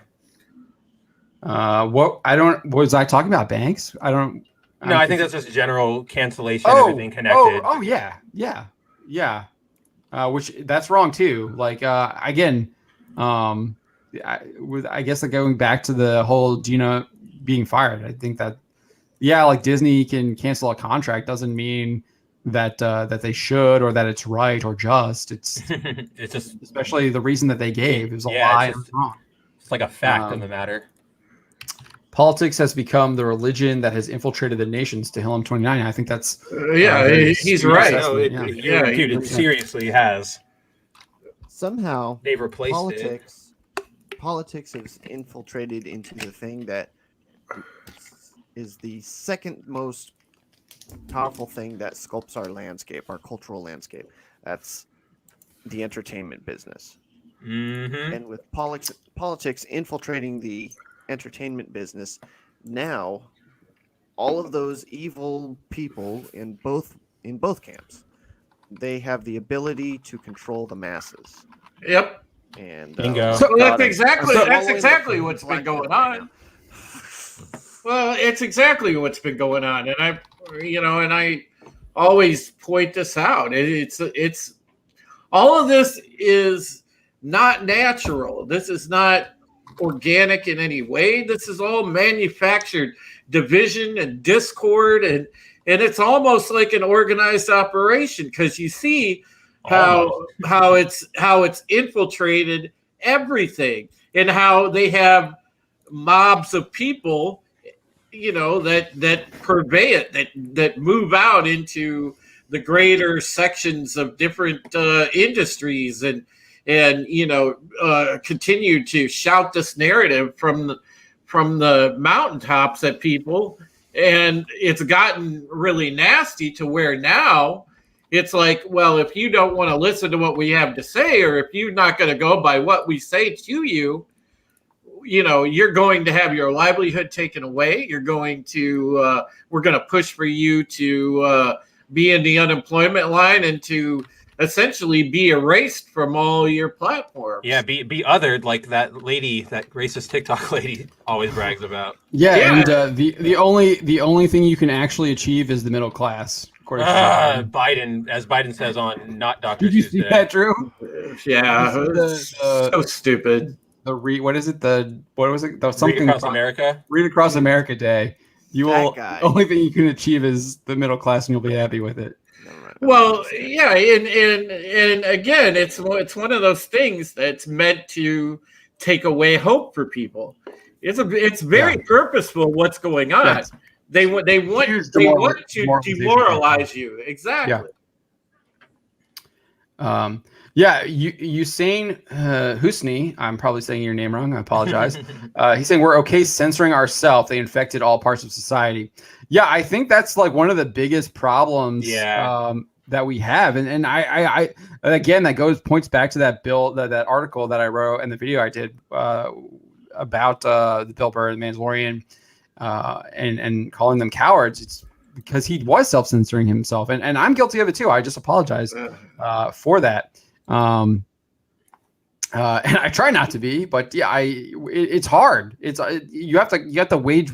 You're battling against yourself as well, and because they want you, that's what they want you to do. They want you to be afraid and live in this fear. And you cannot be afraid. You have to be like, yes, fear is a natural human instinct. Like we have that, but to stand up and respond to that fear is courageous. To not let it chain you down, not let it control you. You have to have that discipline, to go back to a Star Wars reference, to be able to control that fear. I got incensed earlier today because there was some tweet thread that I saw as some lady was some white really affluent white leftist lady was she was pontificating on the Dr. Seuss thing and why it was so important that it be canceled, and she was citing the fact that it was Asian people are slighted, and there were a ton of Asian people in there, including myself, that are like, look, lady, we don't need you to be offended for us. We'll decide when we're offended. And that's what I told her. Essentially, I said, look, you're an affluent, middle-aged white lady.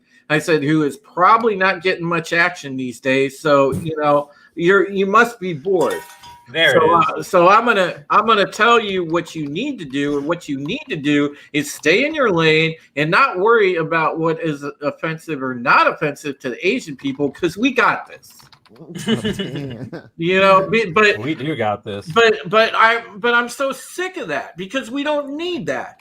You know, we have Asian Americans in our own communities that can say, you know, yeah, that's pushing it. We're a little bit pissed off. You know, or somebody can come ask me a question about something and I'll tell them the real answer because I don't censor myself, nor will I. You know, I mean, I'll tell it like it is, and I'll tell it like it is till the day I die. and that's just stick to your guns.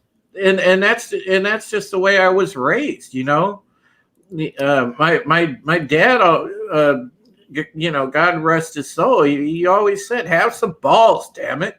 You know, and he's right, and that's why I told that lady, you know, matter of factly to piss off because I mean that's I'm so sick of that, you know, and it's always the same type of people. It's always these rich, affluent, suburbanite, you know, either young people or middle-aged people that are so out of touch and they're so bored or not happy with their lives that they have to go and be offended for everybody else. And that's all they do from hour one when they get up till the end of the day when they go to sleep is look for things to be offended about for other people.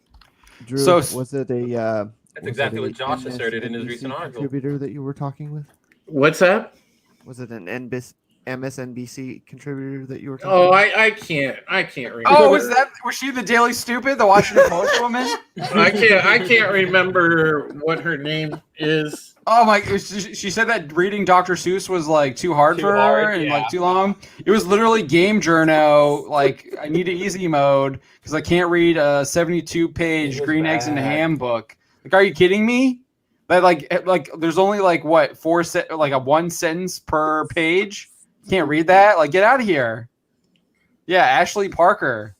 And then you have like you literally have a university professor on here too. Like this, like I feel like university professors are like a quarter of the Daily Stupid every week because these people are literally stupid. They are not. Like I don't understand how they got like PhDs. Well, I do because I have a master's degree and all you got to do is just do the homework. And you just have to, put your homework in and like pander to the professors, and then boom, and then, you're good. Exactly. They join the system that they can like give the money that they just paid into it. But these people they're not intelligent. The lady I replied to is Tara Dublin. Apparently, she is a reporter. Oh, I've heard of her. She's a reporter for The Hill, and so you know, I told her, let's see, I said, you know, you're a special kind of stupid. Affluent leftist white woman always trying to be offended on every non-white person's behalf so you can be noticed. Newsflash, people don't care about your boring ass anyway. We leave Asians the F alone. We can handle our own business. Yeah. I 100% agree. Like these people, it's what is it? It's the nosy neighbor syndrome. It is. Yes. And like I'm not saying that. I think you can be a nosy neighbor and be in the right, but there is a line when you're overstepping. Well, yeah, that's fine. You're taking it way too far when. And your advice is like not necessary. Yes, not needed. It is hurting people. Hurting isn't the right word. It's great in the sense of, you know, maybe you don't hear from someone for a long time and you want to do like a wellness check or something. Yeah, that's a good way of being a nosy neighbor. This is not. Yeah. Yeah, that's actually being a helpful neighbor, like checking up on them. That's not being nosy. Or like, oh, there's someone like robbing your car. Let me call the police and like report that. That's not, well, like speaking of women, I don't know. Are you still there, Spencer? Yeah. He just went to the bathroom. So did we we'll talk? transition there in a a little bit. Did we when talk Spencer about, gets back? Yeah, I was gonna say because the Twitch stuff. Yeah, you guys have to talk about that. And that's where we're gonna go. That's where I was gonna go next. But it's more than Twitch now. I am so. Oh yeah, because it's Mitt Romney. Mitt Romney's old company is in on it too. I did like. John pointed out that guy's such a loser, man. He's such a loser. You know, I mentioned that thing on the show right before this, and I was talking about Twitch. I said, you know, what Twitch is now is when you go on there. I mean, no longer. I mean, sure, when you go to the front page, you might see a few people game streaming, but when you actually go and explore the site of Twitch, I mean, for any parents out there. My goodness, you don't let your kids go on the site anymore. There's no way. Did you see Quartering's tweet about what Twitch was featuring? Well, yeah. I mean, remember that, dude? Remember the freaking ninja stuff? After he left, they had that awful crap on there. Yeah. I'm not going to talk about it, but they had that stuff on there that should not be on there. Yeah, I mean, they're confusing themselves between being an adult website and being a game. You know, what should be a game streaming platform. It's turned into what it was. Yeah, it's turned into nothing more. When you ban your top streamer, yeah, run the other one's off. It's turned into nothing more than an OnlyFans site where essentially you go on there. And all you see is like women in various states of undress. And then to make it worse, and you want to go and like say watch a talk stream like what we're doing here. My goodness, all it is a cesspool of politics, and it's just leftist politics. There's barely any conservative voices, that's obvious. And then what's worse, they banned the president, or they banned Trump. well, no. What's worse is when you go on there, they have actual communist streamers that go on there and espouse, bullshit, the communist type of ideology. And you have people on a platform, on a on a global platform, espousing communist views that are based in the United States many times. I mean, this is clown world. Ah, God, I am so happy I left that platform. Jesus. But yeah, so Spencer is back. Welcome back, Spencer. You knew what we were talking about. So this is I'm always connected. These people put out this was actually, I can't believe they actually they changed it. I'm actually shocked. I know. Crazy. Because we had to alter our article because they put out the apology right when we were about to publish. We literally were about to hit publish, and then we found the apology. So let's. I'm not really familiar. I just know they changed women to Womixin, something you can't pronounce. Womixin, some fake word. Yes, heretic prince. So that's exactly right. Apparently, communism is okay on there. Oh, it's okay everywhere.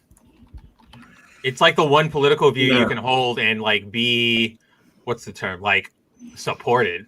I mean, it's crazy, and this is out and out communism. They're not even trying to say, "Oh, we're liberal" or this or that. Democratic socialism. No, yeah, exactly, heretic prince. Exactly. So, there's actual communists on there. I kid you not. So there's no conservative thoughts on the Twitch platform. Dude, there's not even any moderate thought. No, I know Jeremy Griggs from Geeks and Gamers is on there, and but they just do gaming stuff. I think they're just doing Mario Kart and stuff, right? Or the Fall Guy stuff. All they're doing, most of anybody from the Phantom Menace that's on Twitch is just doing gaming streams on there. They just game. They don't talk about stuff while they're gaming. No, not really. And they're just goofing around gaming. And hey, that's good. But Yeah. You know, I figure he's got his YouTube channel for that stuff though too. So yeah, I figure on the way out, you know, see, back when I left in like 2019 or so, because I left when you guys brought me on board here, and you know, I had started doing red pill streams before I left Twitch, because I would go on there and go live. And I would go on there and talk about things like UN Agenda 21 and all kind of crazy stuff. And I thought for sure they would ban me then, because this was back like just a couple of years ago. Well, you know, now, God, if I went back and fired up a stream like that on my channel, I'd probably be insta-banned. Yeah, by the dear lady. Absolutely. Who's still there? Still in charge. Still there, yeah. Still there. Despite all of the absolutely disgusting things that they said. This? But yeah, so Spencer, do you want to go over this? Because they changed it from women to WimX. Yeah, so that's basically what happened. So on March 1st, the beginning of Women's History Month, apparently, I didn't know that's what it was. Is that new? Yeah. Must be. No, I think it's because that's when suffrage. Oh, okay, yeah, that makes sense then. I just personally didn't know there was a Women's History Month, but so Twitch puts out this announcent, women that they and in it the internet doesn't forget. Yeah, exactly. The internet doesn't forget, and they put out this clip. It's down here. It's in our article where basically you had a bunch of female creators streamers talking about like what it means to be a female creator, why we need Women's History Month, blah blah blah. And the entire time, both Twitch and everybody in the scene clip is the right word. Everybody in the clip is using the term "we're mixing" right here. We're mixing. Yeah. Were they actually pronouncing it? Can we play it just to see how they say it? Absolutely. Let me grab it. I want to know how they say it. They took down the video. Are shaping the gaming space. Oh, there. She said it at the beginning. Supporting each other. There are Hold on, go back. I want to hear how she says it. Women creators are shaping the game. She said women. She said women. Yeah, a lot of them. Everybody says it. It's not just her. They mess up the caption. They are literally lying in the caption. Shaping the gaming space by building amazing communities, supporting each other. There are so many beautiful, vibrant, talented, incredible women content creators on Twitch. She said women too. Shaping. She said women. In such a beautiful way, simply by being themselves. I celebrate women on Twitch every day. She said women again too. Representation that I see. I decided to start streaming shortly after I came out. To me, the biggest reason was that I wanted to create the representation that I never really saw out there. To me, the biggest reason is you wanted a little scratch, lady. Shush. It's really nice space for people. I want to show that You wanted money like everybody else. Stop. Women creators. They're all saying women. In this industry, so that the next generation never has to hear she's only successful because she's a girl. Can I say women rule? They all said women. They literally lie in the caption. Yeah, as they Josh, all said women. As Josh pointed out in his article, it's amusing. They are amusingly attempting to promote the use of women or wimixin by pronouncing women with a muffled e sound, but it doesn't work. It doesn't work. You can't pronounce it unless you are being just saying. Yeah, they're just saying women. Like unless you're being intentionally obtuse, like I am when I say wimixin, you can't pronounce it. No, it's a fake word. I'm sick of this shit because hold on, Drew. It goes back to what you're saying. It's unnatural. It's unnatural. It is a really weird word. It is. I mean, it's a bunch of trans community. It's a bunch of garbage. It is done. Well, no, but the trans community was offended. Yeah, but the alphabet hated it. But that's the thing. I'm so sick of people trying to appeal to the alphabet mafia. I mean, they're not gonna. Oh yeah, okay. They're not gonna. They don't care. They're not gonna just all of a sudden say, "Oh, we love cis people now. We love you guys now. Let's live in harmony." No, they don't care. Radical activists are going to be radical activists because it's all they know. It's all they're trained to do. they're not going to care about, your olive branches and your calls for acceptance. They don't give two craps about it. Fake words. Look at I like the Silverwing tweet here. Let's read this one. Look at the comments. Everyone hates this. Stop buying into every half-baked, faux-aggressive idea that dribble from the mouths of your overpaid diversity consultants, aka Dear Lady. You can't newspeak your way to a better world. Yeah. Yeah, that guy put it right out there. I mean, yeah, that's outstanding because it's the same thing like you guys wrote underneath about Latinx. Oh yeah, a lot of people, a lot of people hate it because of the fact that dude, Jorge hates that. Jorge hates that. Jorge and I have had this discussion. He can't stand it. Scroll down. This guy, I see the. Yeah, I really hate it when they call me. Who's this? Acrobat Mission. Yeah. I really hate it when they call me Latinx when Hispanic Heritage Month or anything involving us rolls around. That's not how Spanish works, and I don't need to have words butchered like that to cater to me. Yes, dude, on. They're literally butchering the Spanish language to try and pander. That's imperialism. Hispanic people. Are you kidding me, dude? I'm telling you, just wait till the day that one of these jerks comes out and tries to brand Asian people Asian X. Oh, they tried. You're white, dude. Remember? No. White. There was this push a few months ago for Philippine X. And I lost my ass over that. You're also white too, so. Oh yeah, no, we're fully white. We don't count. Yeah, we got ours. We don't count right now unless you need to post something on your social media saying you stand with us against all of the non-existent apparent attacks on us. And even if you want to play victim, you have to even if you want to play victim, you have to acknowledge that you're not the lowest on the totem pole. Yeah, well, the thing like the guy who did who went after oh my gosh, Gran Torino. Remember he was playing victim to go after Gran Torino, but he also had to said there's a reckoning coming for us against because of how Asian people treat African Americans or something like that. Yeah, get out of here, man. Do you realize how bad, and listen, I'm not going to pull one of their things and play Oppression Olympics and start keeping score. But, through the years, look, we have taken our share of slurs, of beatings, of just people being, a-holes to us. And we've shrugged it off. We haven't said jack about it. We hold our heads high and go on about our day. But so are you done? Sorry. This is funny. Mark 6336 says, I guess Don is saying these would be I won't lie, these would be kind of cool if there was a Marvel thing where they were the X-Men of the world and you started having different X teams like that, but that's really the only way I can see it working. I'm just but am I wrong, Spencer? We've been maligned up through the years.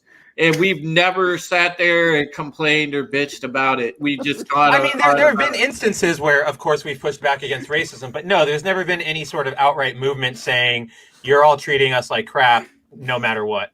Exactly, and yet it's funny. These people come out now, and it's so fake. They're I stand with the Asian people getting beatings, but you're not calling out the people that are giving the Asian people beatings. Well, those are the same people. Those are the same people who go, I stand with all the Asian people against the violence and the beatings, and then they turn around and go, oh, Asians aren't white, or Asians aren't minorities, they're white. Yeah. And don't forget, we're getting beat on by white supremacists. It's certainly not any other racial group. Oh yeah, that's a red pill stream. Yeah. John's over there just cracking up. I know you guys. Sorry, I Swedish. muted myself because I was laughing so hard. I didn't want to take away from your conversation, but the chat is just like cracking me up.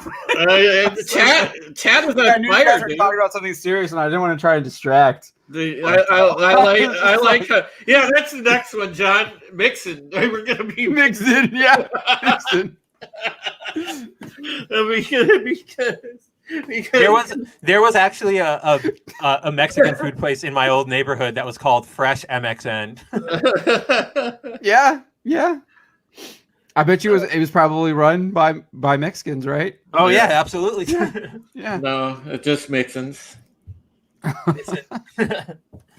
Oh man. Jeez, dude. All right. Okay? I think the Twitch stuff is so stupid. Yeah, it's just. They got called but out it and doesn't cried. end there. It's Oh, beyond. to the apology? It's beyond stupid. Oh yeah, let's read the apology. The apology is so great. Because it is Here we go. quintessentially. Dude, it's pretty great. It's Well, so we good. originally wanted to use a word that acknowledges the shortcoming of a gender binary language. After hearing directly from you, including members of the LGBTQIA XYZ community, we will be using the spelling women moving forward. We want to assure that we have and will continue to work with the LGBTQIA plus community. We're still learning. Dude, I don't know. Okay. That's coming from me. I don't freaking know. It changes every letter after T just changes every 2 days. So I whatever. Yeah. I'm surprised they didn't put the P in there. Yeah. Oh my gosh. No, it's a. I mean, this is stupid because the friends that I have that I know that are actually both gay and lesbian and bi, they are ticked off that the community is being represented like this. It's been completely hijacked.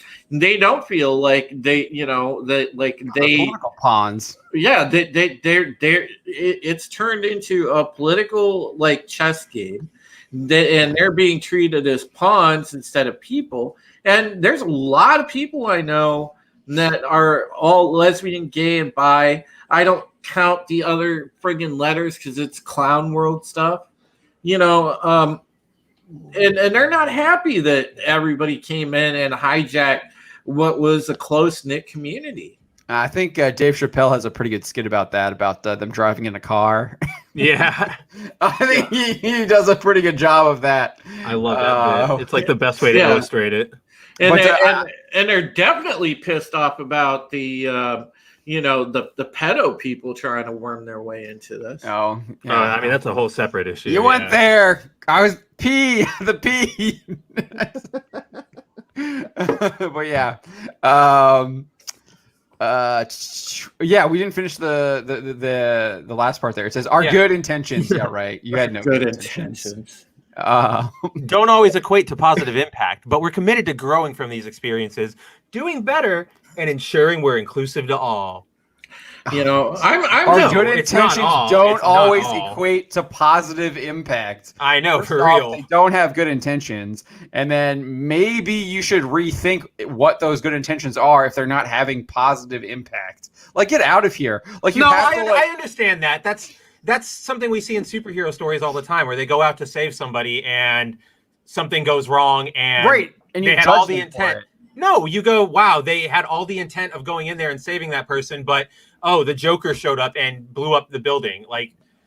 Sometimes you go in with the best of intentions. No, okay, what about, I want to go compliment a friend, and I go up to them and I go, hey, friend, I noticed that you're not as, your acne is really not there anymore. Whatever, it's looking good. And they, for some reason, whatever their hang up is, they didn't want to talk about the acne. It's actually worse or something. So they get, upset. I went in with all of my intentions being good, but the impact wasn't positive. And that's just something that happens.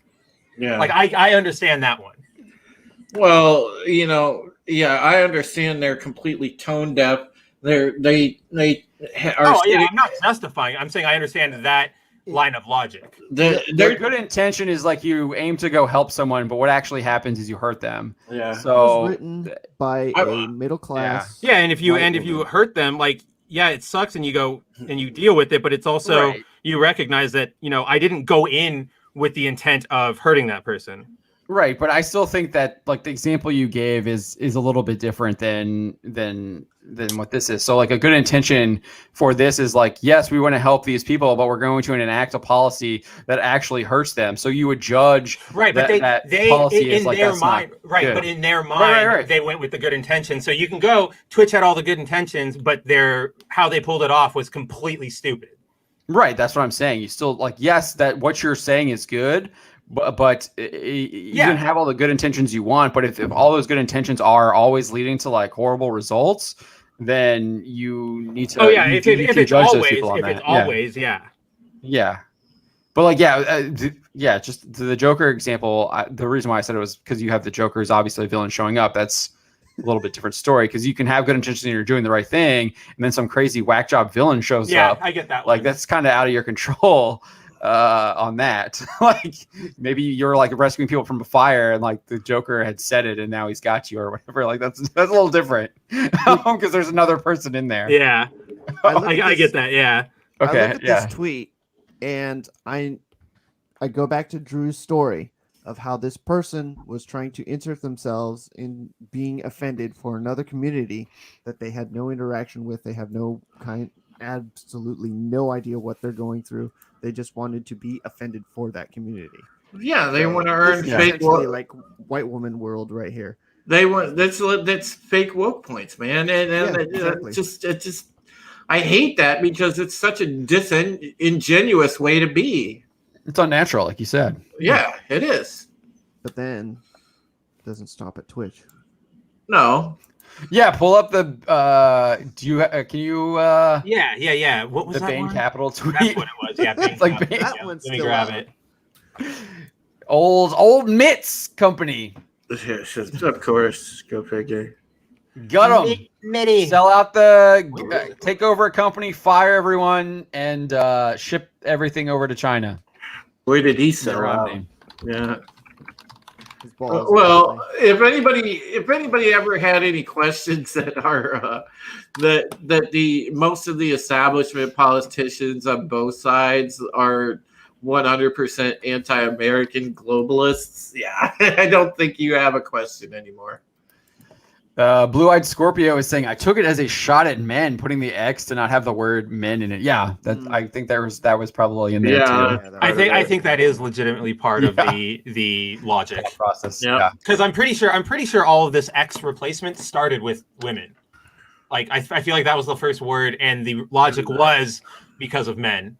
Well, remember? Right. Well, no, you had that. They added the X to get rid of the O and the A. Right, but this is like. This is like years ago. This is like 2014, 2015 when they started trying to push this term. Way before Latinx, way before anything else. Like I'm pretty sure this was the forerunner. Before Latinx, remember the original replacement where they tried to take Christ out and they put the X there. Wait, what? What? Yeah, remember? So in order to take Christ out of Christmas, they put the X. Oh, yeah. I just saw that as an abbreviation. I've always just seen that as an abbreviation. Big brain time. Yeah. Yeah, I guess. I don't know. I won't go on that tangent. To me, Xmas is just a quick abbreviation. Unless you're one of those people who goes, I only call it Xmas because I don't want to talk about Christ. Yeah, then shut the hell up. But if you're just like, yeah, dude, happy, like, I send a text to somebody, happy Xmas, whatever. This is Bain Capital, right? Bain and Company is their Twitter. I don't know. How do you say it, Spencer? Wemexins. Like, so they're basically changing the name of the month. Like, it's not Wemexins month, it's Women's History Month. Like, is it time? So like, they're just making it up. Is a time of reflection, celebration, and deep consideration for how we can continue to improve as a workplace that empowers all Wemexin to thrive personally and professionally. we're amplifying Wimexton's voices to educate our communities throughout the month. Like, what communities like does Bain Capital educate? Like, obviously they're the corporations that they own, right? That's who they're educating. They got to educate their own employees, right? Oh my gosh. Dude, I want to show you. I want to show you guys something great about how performative and crap this Wimixon push is. So I'm sure you guys. Yeah, I am. So I'm sure you guys have all heard of Pink News. They're an LGBT journalism site. Yeah, God, yeah. No, guys, this is gonna be great. So they obviously ran an article on the Twitch thing, and it's pretty, it's just the news, but they throw in this little line here. However, the word has been used extensively by transphobes on social media in an effort to delegitimize trans women's identities. So they're just throwing that out there, right? Wow. I would like to point everybody to Pink News' own archives, where they use the word as far back as 2019. Like, they use it all the time. They complain this one right here. That's an article. The James Dreyfus article. So this actor he tweeted just like Richard Dreyfuss's son or something. I think so. But he basically took to Twitter one day and made just like an innocuous tweet. Was like, man, my phone keeps autocorrecting women to Wimixon, and I don't know why. And everybody got on to him being like, wow, why are you so transphobic? Why are you so this? Why are you blah, blah, blah? And Pink News is one of those people who was denigrating him for not using it. And now, because the narrative has shifted that was 2 months ago, not even 2 months ago. Not even, that was a month ago. Yeah, that was the end of January. Month ago. That was 1 month ago they used it and defended it. Write this. We should totally. Okay, cool. Yeah, definitely will. Because it's too good. It's ridiculous. Shadzar, thank you for joining us. He's saying that tweet reads like Coke's "Be Less White" thing. Yeah, dude, I think the "Be Less White" thing is probably worse. Well, maybe I'm biased. No, I think I would say this sounds and has all the hallmarks of that corporate speak. But the message in the end is not blatantly telling you to not be your skin color. They're probably telling you to be a Wimexon in their education, educating their communities. They're just not showing it. Oh God, I have the ultimate comeback. I'm just waiting for one of these days a transphobe mob to come after me and say I'm transphobic, because I'm going to be like, oh, really? Transhumanism started with Nazi experiments. Yeah, but that's like a completely different line of philosophy. Shh, it's great. You can freak them out, dude. Roof Korean is John Galt asks, what does it say about these companies? Let me pull it up, actually. What does it say about these companies that they have to do all this racism and sexism training stuff? What kind of workplaces are these places running? I don't actually think that the workplaces are probably all that bad. They are bending the knee because they don't want it. They're so it's right now. Companies are so scared to be on the wrong end of social media outrage mob. They're scared of lawsuits, but they're capitulating. I also think it's a power. They think that if they can get people to buy into this garbage critical race theory crap, they can easily manipulate them. Well, yeah, there's that too, John. Yeah, but those are the two reasons. Yeah, those are both the two reasons. Yeah, for sure, and it's definitely a combination of the two. And I also think a lot of it has to do with power plays within the internally within the companies too. So you do these trainings, you get people who are violating the new HR rules and guidelines, and you get them out, you yank them, and then you put who you want in there in that place. So then you can further push your activist agenda through these massive corporations. Enjoy your new My Little Pony movie with an explicitly named activist main character. Yeah. I mean, they're not hiding it anymore. Cartoon Network is doing PSAs about it. It's everywhere. You don't do PSAs to like that. Without trying to propagandize people. Oh no, hell no. Well, I was listening to Tim Pool's discussion about your article, Spencer. Oh yeah, about static. About static. I don't know. One of his guest hosts was literally saying like, yeah, you can see the propaganda, and it's okay if you get like a teaspoon of propaganda for this good of content. But now it's just like you get like a jar of propaganda, and there's like a teaspoon of good, and no one wants. There's a teaspoon of good in every like 10 jars. Yeah, that's probably a better comparison. But yeah, this is. I mean, like I said, it's going to keep getting. We're going to keep seeing this crazy, like insane, insanity happening. It's going to keep going crazy. But there is that treasure at the end of at the bottom of the dungeon that we're going to get to. Did you see my tweet the other day, Don, when I did when I said I'm going to like the Dukes of Hazzard whether you like it or not? I saw that. I saw that one. Yeah, because they took out the Dukes of Hazzard's horn from Star Trek Online. I remember that. Yep. Garbage. And anytime anybody plays an old video game where they included the General Lee, or even just see a picture of the General Lee, they shit their pants. Yeah, because you can't. That flag is horrible. You gotta throw the content warning on the episode of Johnny Cash where it's just in the background. Well, you know there is another episode that had that content warning too. I forget what it was, but it's like they took it away from the. Well, yeah, wasn't it the Steve Martin one?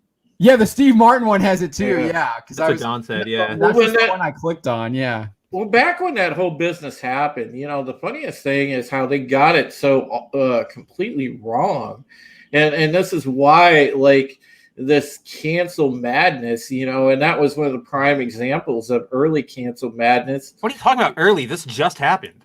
Well, no, I'm talking about when they originally talking about the General Lee. Generally, and the whole thing in general about the Confederate flag. It was It was not a symbol of racism. It was a symbol of Southern pride, plain and simple. It was a Southern battle flag. It was nothing more, nothing less. But people want to treat it, again, they have that garbage theory, like, oh my God, since the dawn of time, since America was a nation, it was racism from day one, racism always, blah, blah, blah, and they're purveying that it really was like that. And no, it wasn't. There were pockets of it, but it was never to the degree that they're painting it like every single. Well, it was a huge we had debate. slaves. It was also getting like that was actually a huge. If you want to go back to history, that was a huge debate on getting it out, and they deferred it. They didn't make the decision, and obviously that was the wrong decision. But yeah, that was a huge debate during those constitutional conventions in Philadelphia. But yeah, John. But there's no way that the generalization though that they try to make that every single person was racist is absolutely stupid. That whole systemic racism. I mean, look, you want to hear something from Clown World, guys? We currently and I think the Cleveland City Council voted on this, and thankfully I live, in a further away suburb. but Cleveland has listed as a public health emergency racism as a public health emergency. I kid you not. They have it as a public health emergency right now, and it's a head scratcher. It's like, how do you even stretch to that to make it a public health emergency? Are you kidding me? So you're literally saying that, oh my God, don't round that corner. There's a white supremacist hanging out in that alleyway. There's one around that corner. Be careful. They're everywhere. Bet you the way they're doing it is here.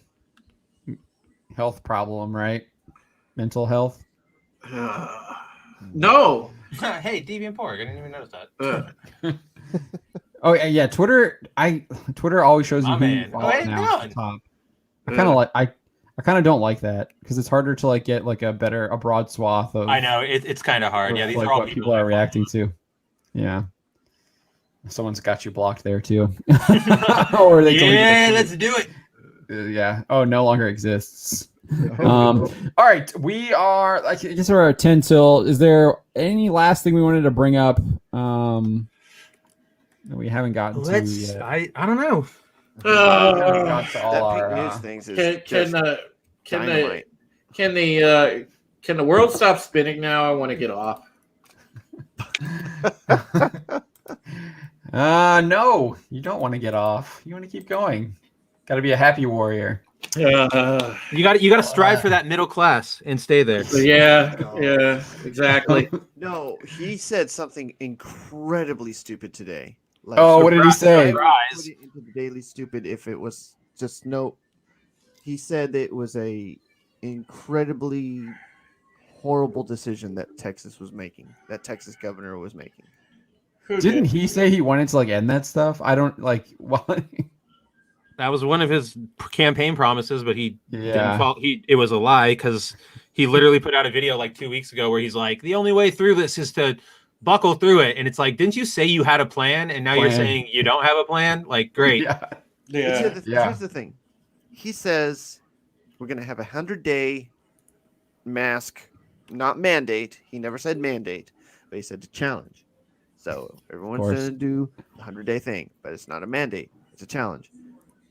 Governors around the country, if they took down the mandate on their states, that's their prerogative. Make it optional because it's not a mandate. It's a challenge.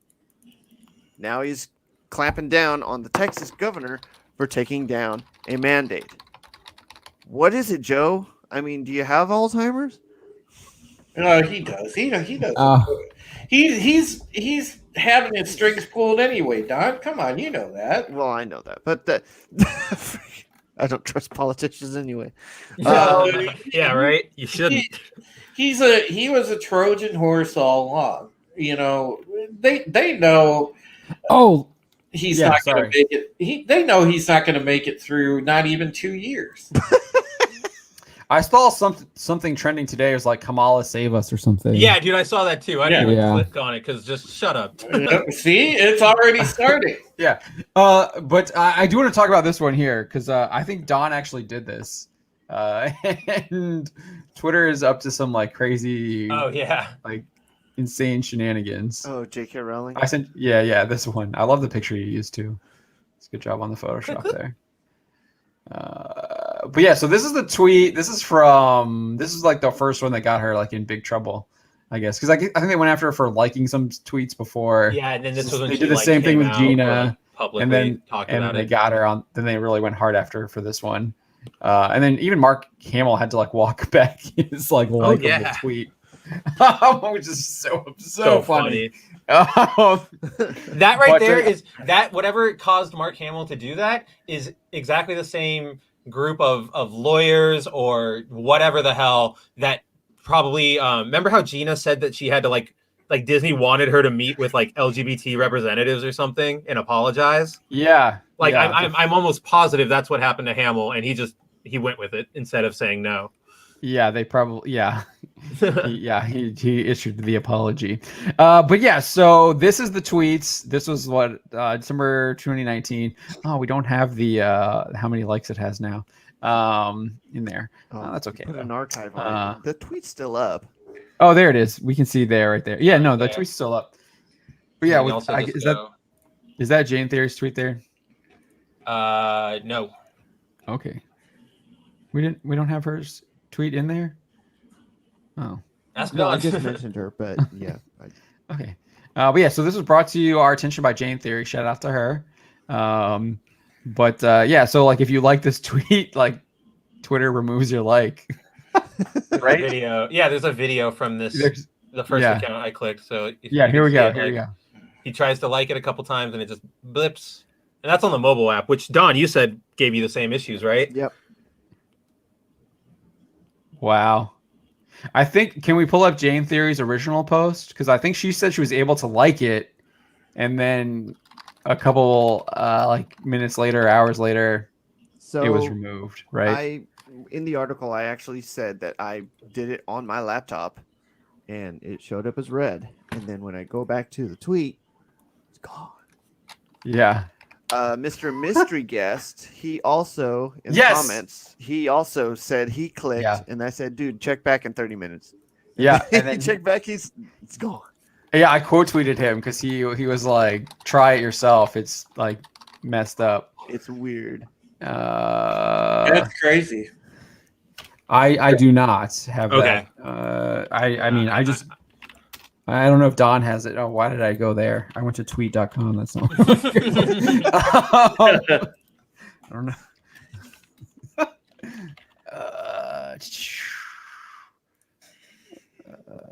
What Jane's tweet or? Yeah, I saw it. I don't know if it's on. I mean, she might have gotten rid of it now. Oh, here it is. Here it is. I got it now. Perfect. Okay. Right there. Real time. Yeah, she actually has multiple examples. So she says people are reporting that their like on this. Oh, go back. Oh, sorry. Yeah. People are reporting their like on this tweet is being removed, and it just happened to me as well. And then she says it happened again. She's got 2 screenshots on there. If you scroll down, Just there you go. Yeah, yeah. So you can see that she has it liked, and then it's unliked. And it looks, what is it at 237.6? And then yeah, I'm pretty sure it's at- way higher now. It's 237.7. Yeah. So people are apparently it's still able to go up. I was able to like Right. it when I was testing it. But why is it unlike now? Did you unlike it? Yeah, I just unliked it. Oh, okay. I don't Yeah, like I don't like a lot of tweets. So there's obviously something fishy going on with this, though. And I don't know if you referenced this in the article, but if you go back to that Joe Rogan interview where Tim Pool was with Joe Rogan, and the Twitter person, like, he got her to admit that they are this issue is a political activist issue for Twitter, and admits that they definitely have a political viewpoint when it comes to this topic. So that wouldn't be surprised me if they doing like fishy crap with this. So, but yeah, Of course they are. Yeah, no, for real. Yeah, so I think that I don't really have anything else to say besides like some Weird, crazy yeah. crap that's happening. We live in a society. What's up, Jared Leto? Thanks for joining. Man. Yeah, Mark63366 says I have caught YouTube removing my likes from videos as well. Yeah. Okay, I guess I'm gotta get caught up with the chat here again. Roof Korean is saying the UI media is pushing the SJW issue so hard. Look up the Blaze video today. This could explain what is happening with Disney, CBS, WB to borrow. Roof Korean, send me that video Twitter DM, because the Blaze probably puts up a lot of videos, so I have no idea. I know, right? Oh, which one? He's not. Which one it is? I don't, John. I don't think Roof Korean from our chats in Twitter. Tony, do me a favor. I think Post it on the Daily Stupid then, because I'll see it. Post Yeah. the link. Yeah, and you can just get it to comment on us. the Daily Stupid or comment on here after the stream. I don't know if you're Facebook. I don't know if you want to, like, if you have a dummy Facebook account or whatever. Join our group. You can join the Facebook group and then DM me there too or whatever. He's saying it premiered. Okay, I'll have to go. What do you know the title? Tell me the title and I can look it up that way. Just figure it out. All right, I think we're gonna wrap up the show though now, because it is right here at midnight. I want to thank you all for joining us. Had a great time. Yeah, it's always fun. I want to thank our special guests, Coach and Nick from Echo Base. They were great to talk with. It's great to finally actually chat with them. It was a lot of For fun. real. they're good people. First time I've been able to talk to them in person. So yeah, that was right. Yeah. Hope They're you guys awesome. enjoyed that, because I did. I had a lot of fun, even when I was getting a little heated there. Rightfully so, I believe. So, Roof Green saying, I do not check the comments on the website. I don't check those. That's like the worst place to share it. Let's throw that out like here. The one place I don't check. None of us check the comment section. There's like an auto bot that goes through it. Hey! Don't listen to these guys, folks. If you post comments on the stories, and if I'm reading that story, I actually read the comments. I read. I don't. Too. Yeah, I want to laugh. So unlike our editors up there, Don and I are diligent employees when it comes to reading You're our community outreach. Man, I don't. I don't like post. I don't have time. I'm on the next article. I'm looking for the next scoop.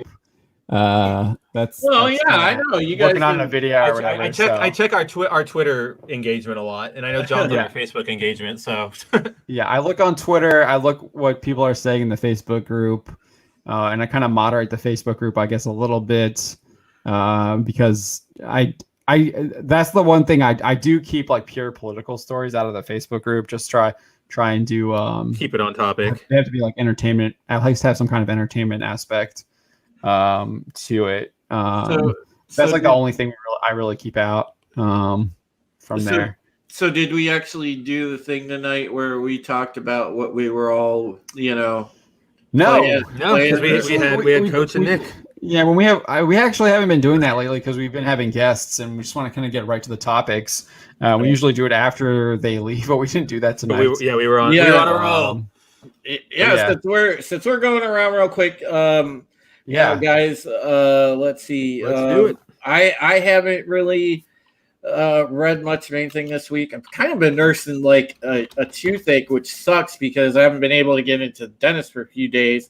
They're backed up because of COVID and seeing a rash of patients right now. So it's you're basically in a waiting queue to get into the dentist office. So while I've been waiting, I downloaded World of Warships and have been playing that. Oh, is that good? I've seen that around. Somebody suggested to try that game out, and actually, it's pretty fun. If you enjoy like some naval warfare, it's not super hard tactically. It's just like ships in combat slugging it out. There's no like super reinventing the wheel to it. It's just ships in the line going at it. So hey, it's fun. It's all mainly World War II ships, and it's a good time. There's some, I believe, like the ships start out from late World War I and go into the World War II era ships. So it's pretty cool. They have a lot of different nations represented. They have, a lot of countries to choose from, and there's plenty of things that you could get. Just the grind actually isn't bad. And you can get a lot of perks just from playing free, just starting out. Is it a pay to win? It's not sponsored. No, it's not. Yeah, it's not sponsored. If they want to sponsor, they can reach out to us. Yeah, it's not because I know they do that. I know Arch did that. He promoted them. He was playing with them. It's not like a pay to win game or anything. It's just one of those things like you go and buy like certain ships. Like I think I spent they had a deal for like $7.99. You could get the USS Texas. It's like a mid-tier battleship, and I got that just so I had a decent ship in the mix while I was going up through the ranks. So that's not bad. So far, like I said, I've only spent $8 on the game, and I'm doing just fine, and I'm learning how to play it. And it's pretty cool playing the different, because it's a different style of gameplay. Each ship. Oh yeah, sounds like it. So yeah, it's pretty fun. So that's pretty much what I've been doing, other than getting stuff prepped with videos and stuff like that. And yeah, that's been it. So Don, Spencer, Don, whatever. Yeah. Getting through the Eye of the World. Nice. Have a good synopsis of that later on. Chapter 3 is well on the way and did a live stream on Monday. Oh, I was going to shout that out. Damn it. You beat me to it. It was a great one. And I don't know What how is that? much of this I'm allowed to show. Ding, ding, ding. Actually, but your name is covering up exactly what it needed to cover. Yeah. Like, I'll burn my channel, but I won't burn Bounding's channel here. I guess they went a little bit too high, but I think it's okay. The artwork. It's art. It's not Cal Arts. It's good. Don's doing like comic book drawing, and are you still doing your New Warriors? That one is done. I just got to get an oil that will set all that stuff in place. Oh man, it's like methadone. They're never gonna give me what I really want, so I got to get through Don. Yeah. But yeah, that's my week. If Don was making it, I'd buy it. Marvel will never hire me. No, Probably not. Just like Spencer said. No, you just gotta just throw like an Antifa banner up on your Twitter account, and you're good. Gosh. And denounce me. Dude, Yeah, exactly. Just Denounce crap on all of us. Weird. Yeah, say like Andy No is my sworn enemy. Like Adam Kubert, no Yeah, that was political cool. stuff, nothing on his Twitter. He has like That's cool, regular yeah. conversations with me every now and then, and just like he's cool, he's chill. I saw he like, responded to that. Was it the Wolverine? The cover, yeah, the cover for Yeah. Wolverine back in 1993. That cover's freaking awesome. Are we? Is there a chance? Because I saw, John, that you kind of interacted with Steranko. Is there a chance we're gonna get Steranko on? I have not talked to him since that interaction, like 2-3 weeks ago. No, we have I guess I can say who we do already have a guest lined up for next week. It's Jeremy Griggs from Geeks and Gamers. He'll be joining us next week. Nice. Fun on one. Bounding Live, so we're pretty excited that'll about be that. cool. But I haven't gone to find out for the week after that. So and I think the end of March I'm going to be on vacation, so I'm not sure if I will be. I don't know what my Who knows if we'll What it's line gonna be. anybody up, but I'll be taking the wheel while you're out. So. Yeah. for that one. Me, Spencer, and Don will have some legendary streams, and we'll put in some calls. We'll see. Yeah, what's going on. there's always something to talk about in this realm nowadays. Yeah. But yeah, so Spencer, what else are you up to? Are we doing just what we're up to, or are we doing our closeout? Both, I think. Yeah. All right, cool. As for what I've been up to, actually not a lot. Most of my time this past week, since the last stream, has been focused mostly on Bounding stuff. I'm really excited what we've got, guys. We've got a new author, or a couple new authors on the site. Give them a look. Don's putting out more content now. So really excited about that. I am still working on your anime video, Roof Korean, wherever you are. Again, He says he was asking you about an Akira 4K Blu-ray question too. Oh, I didn't even see that. Where are He you? says he asked it. He said he asked it sure. about. He said he asked it on the site, but you don't check the site, so Yeah, no, I'm so sorry, Roof Korean. you gotta ask the question. What is the question, Roof Korean? We don't know what the Akira is. Whatever question you have about the Akira Blu-ray, I will gladly answer it. But yeah, as I was saying, still working on the video. Again, got the script done, got the audio done. I'm just trying to get the clips together. Still working on my Neo 2 review. Actually going to play that after the stream. And I think I might start doing Superman and Lois reviews. Let's see how the second episode goes. But aside from that, guys, thanks for joining us. It's always fun. Again, shout out to Don's channel. Shout out to Drew. Whatever he's doing, I know Pegasus Actual is always a fantastic time. So yeah, I actually I invited Lieutenant Colonel Tony Shaper to come on tomorrow and be our special guest for Pegasus Actual. So I'm just waiting for him to get back to me, and if he can do it, we're going to have Tony on tomorrow, and he'll be right in on the episode discussion, because little did everyone know, as much of an expert as he is on national security, the dude is one of us. He really enjoys comics and sci-fi.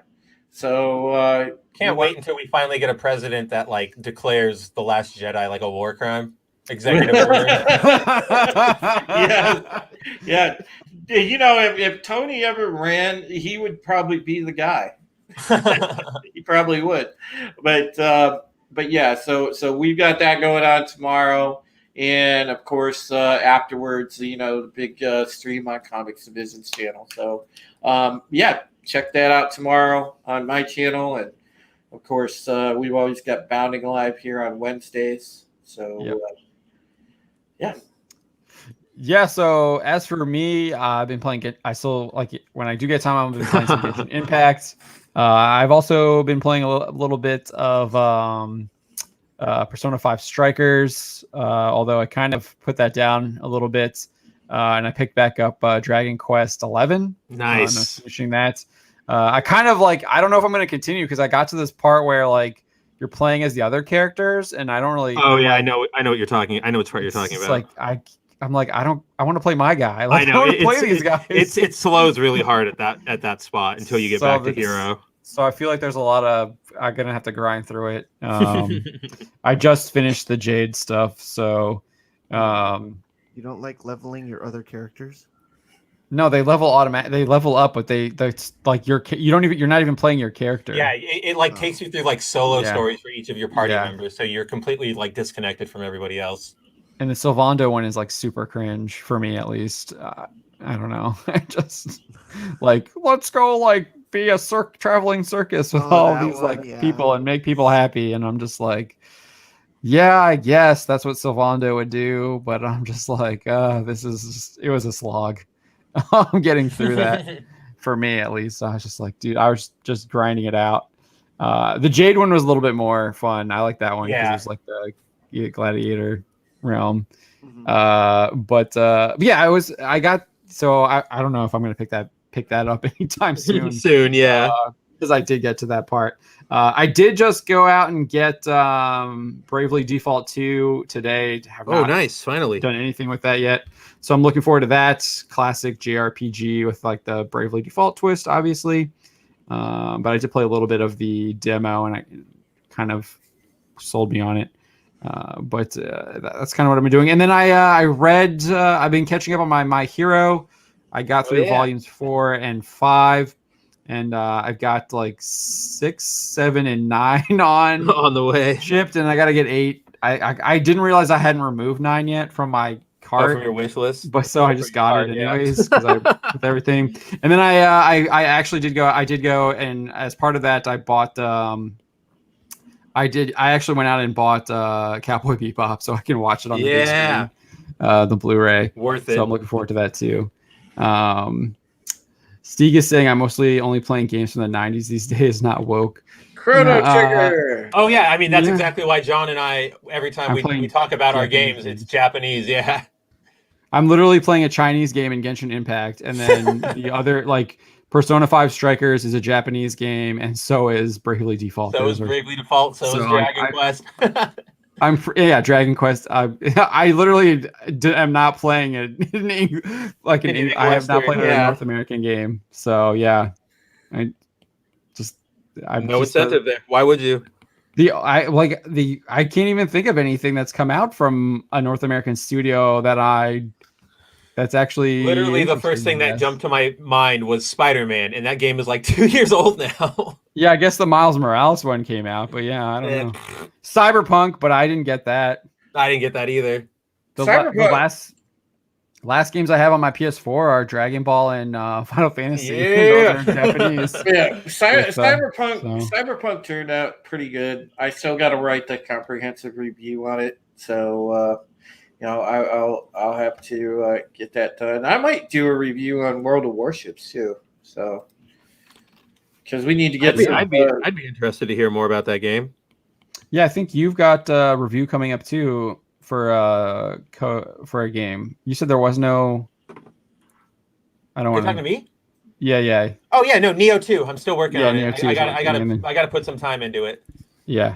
Okay, and then you've got you're still working on the anime thing too. Mm-hmm. Oh, there was somebody that sent me a comment, and they asked like, why don't you guys review like old school animes?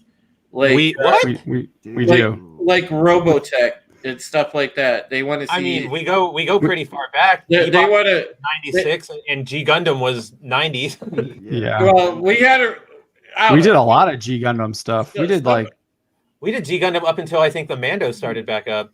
Somebody requested Robotech, so I don't know. Was it you in a mustache? No, never. No, honestly, it wasn't. No, there. No, I know. I'm joking. Actually, did request Robotech, which I was happy about because I'm a huge fan as well. But I don't know if you guys are ever interested in reviewing that. I'm down to review it and watch it, all of it, the saga. Well, we're doing Cowboy Bebop on Fridays. We're going to about do episode 3, which is absolutely, I already know it's a great episode because we get Faye Valentine. And that just, her introduction is so good. That scene is so great. So good. But see, you guys would actually like Robotech. And Shadzar, we're talking about the Harmony Gold one. I'm sure the guys would probably rather do Macross Plus, but we're probably if we would do it, we would do the Harmony Gold one. We do the American one probably. Hillam is talking about Persona 5 Strikers. He's saying, I think Persona 5 Strikers I have found a little more easier to play compared to Persona 5 or Persona 5 Royal. I'll be honest. I like the classic JRPG battle system of P5 over the hack and slash of Strikers. I'm a sucker for giant Muso games. I'm sure if you guys have been longtime viewers, you remember when I was going through Pirate Warriors 4 like religiously. So I've only played a little bit of it, so I actually really like the blend of the RPG elements with the action. So I'm a pretty big fan of it. And Roof Korean, I do think that PlayStation games are going to start coming to the PC more and more and more. You've already got Death Stranding, which was a big one. Notably, Final Fantasy VII Remake, when it released, the box said that it was a timed PlayStation exclusive, and there's literally nowhere else to go except for PC because they're definitely not going to put it on Xbox. You couldn't run it on Switch. You don't think so? You would need like 3 cartridges. No. Oh, because it's so huge. You're just right. Just because it's big. They've got Witcher 3.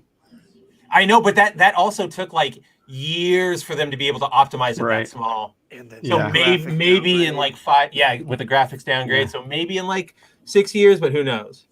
Yeah. Oh yeah. I still love the Switch though, man. Oh, dude, it's one of the best. Yeah, I love the Switch. All right.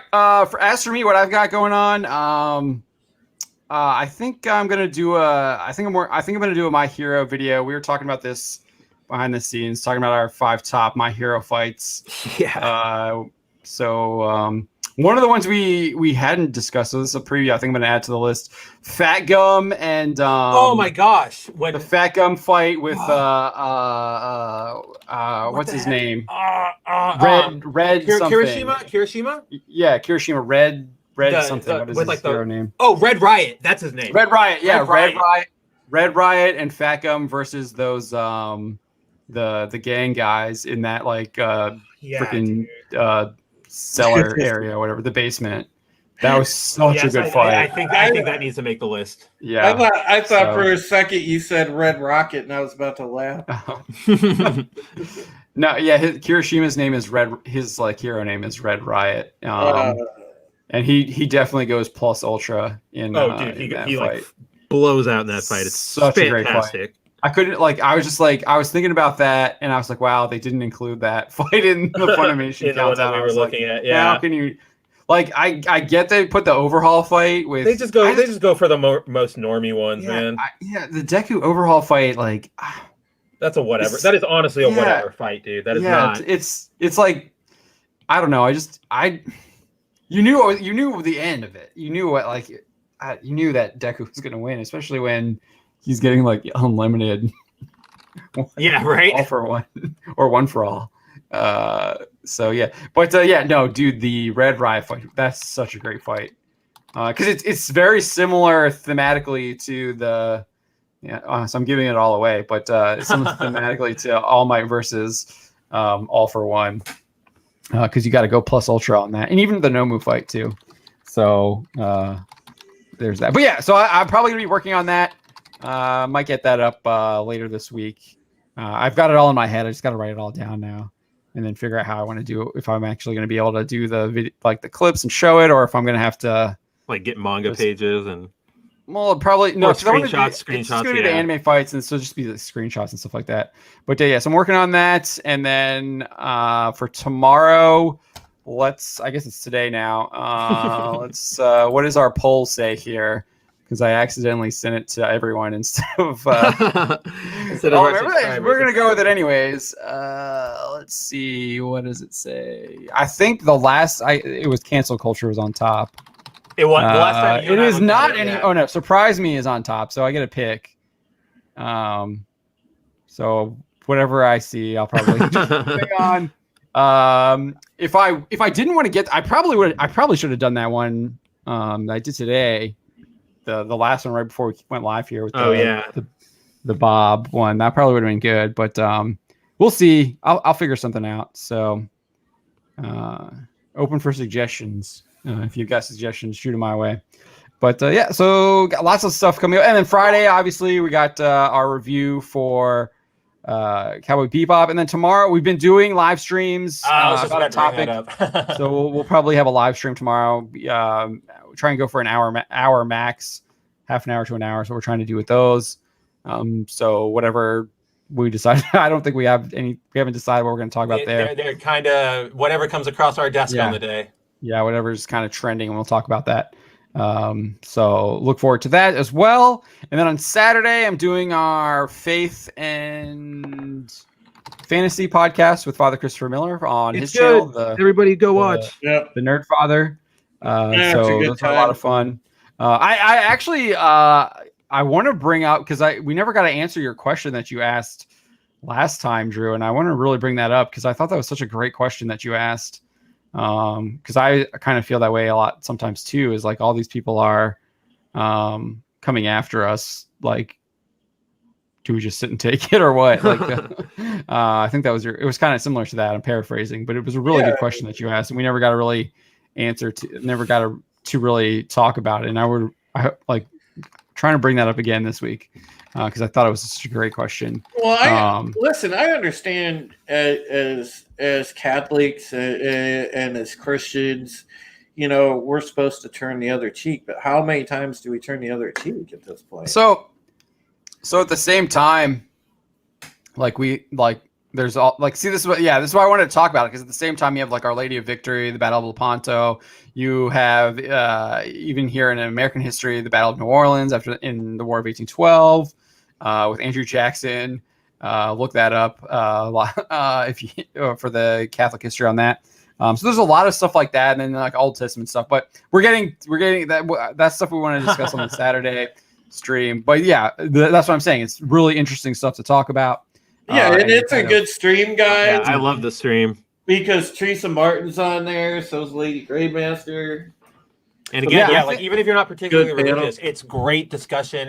Everybody's fantastic. Like I tune in all the time.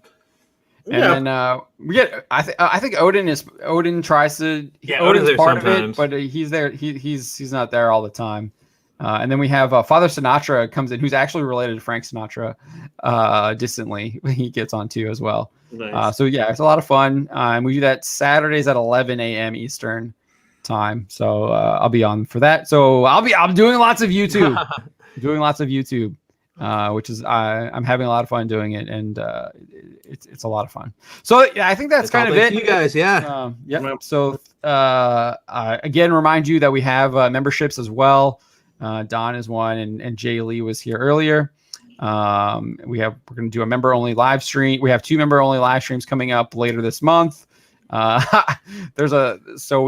need another member to break the tie on what our member review stream is going to be. Yeah. So if you want to join, break that tie. Appreciate that. And so yeah, we got a lot of stuff, cool stuff, and then Don likes to share all the emojis. We actually have space for one more now because I saw that we have to add another one, so we can figure out what that's going to be. But that's a lot of fun too. I'm gonna make it a bell. Yes, yes, perfect. It should be the ACDC, the ACDC bell. But yeah, so again, thank you all for joining us tonight. We will see you tomorrow because we will be doing a live stream tomorrow, and then we have our Cowboy Bebop stream as well, and then obviously I'll have the Daily Stupid up too. So thank you all. Have a great night, and see you tomorrow. Take it easy. Take care, folks. Hi, guys.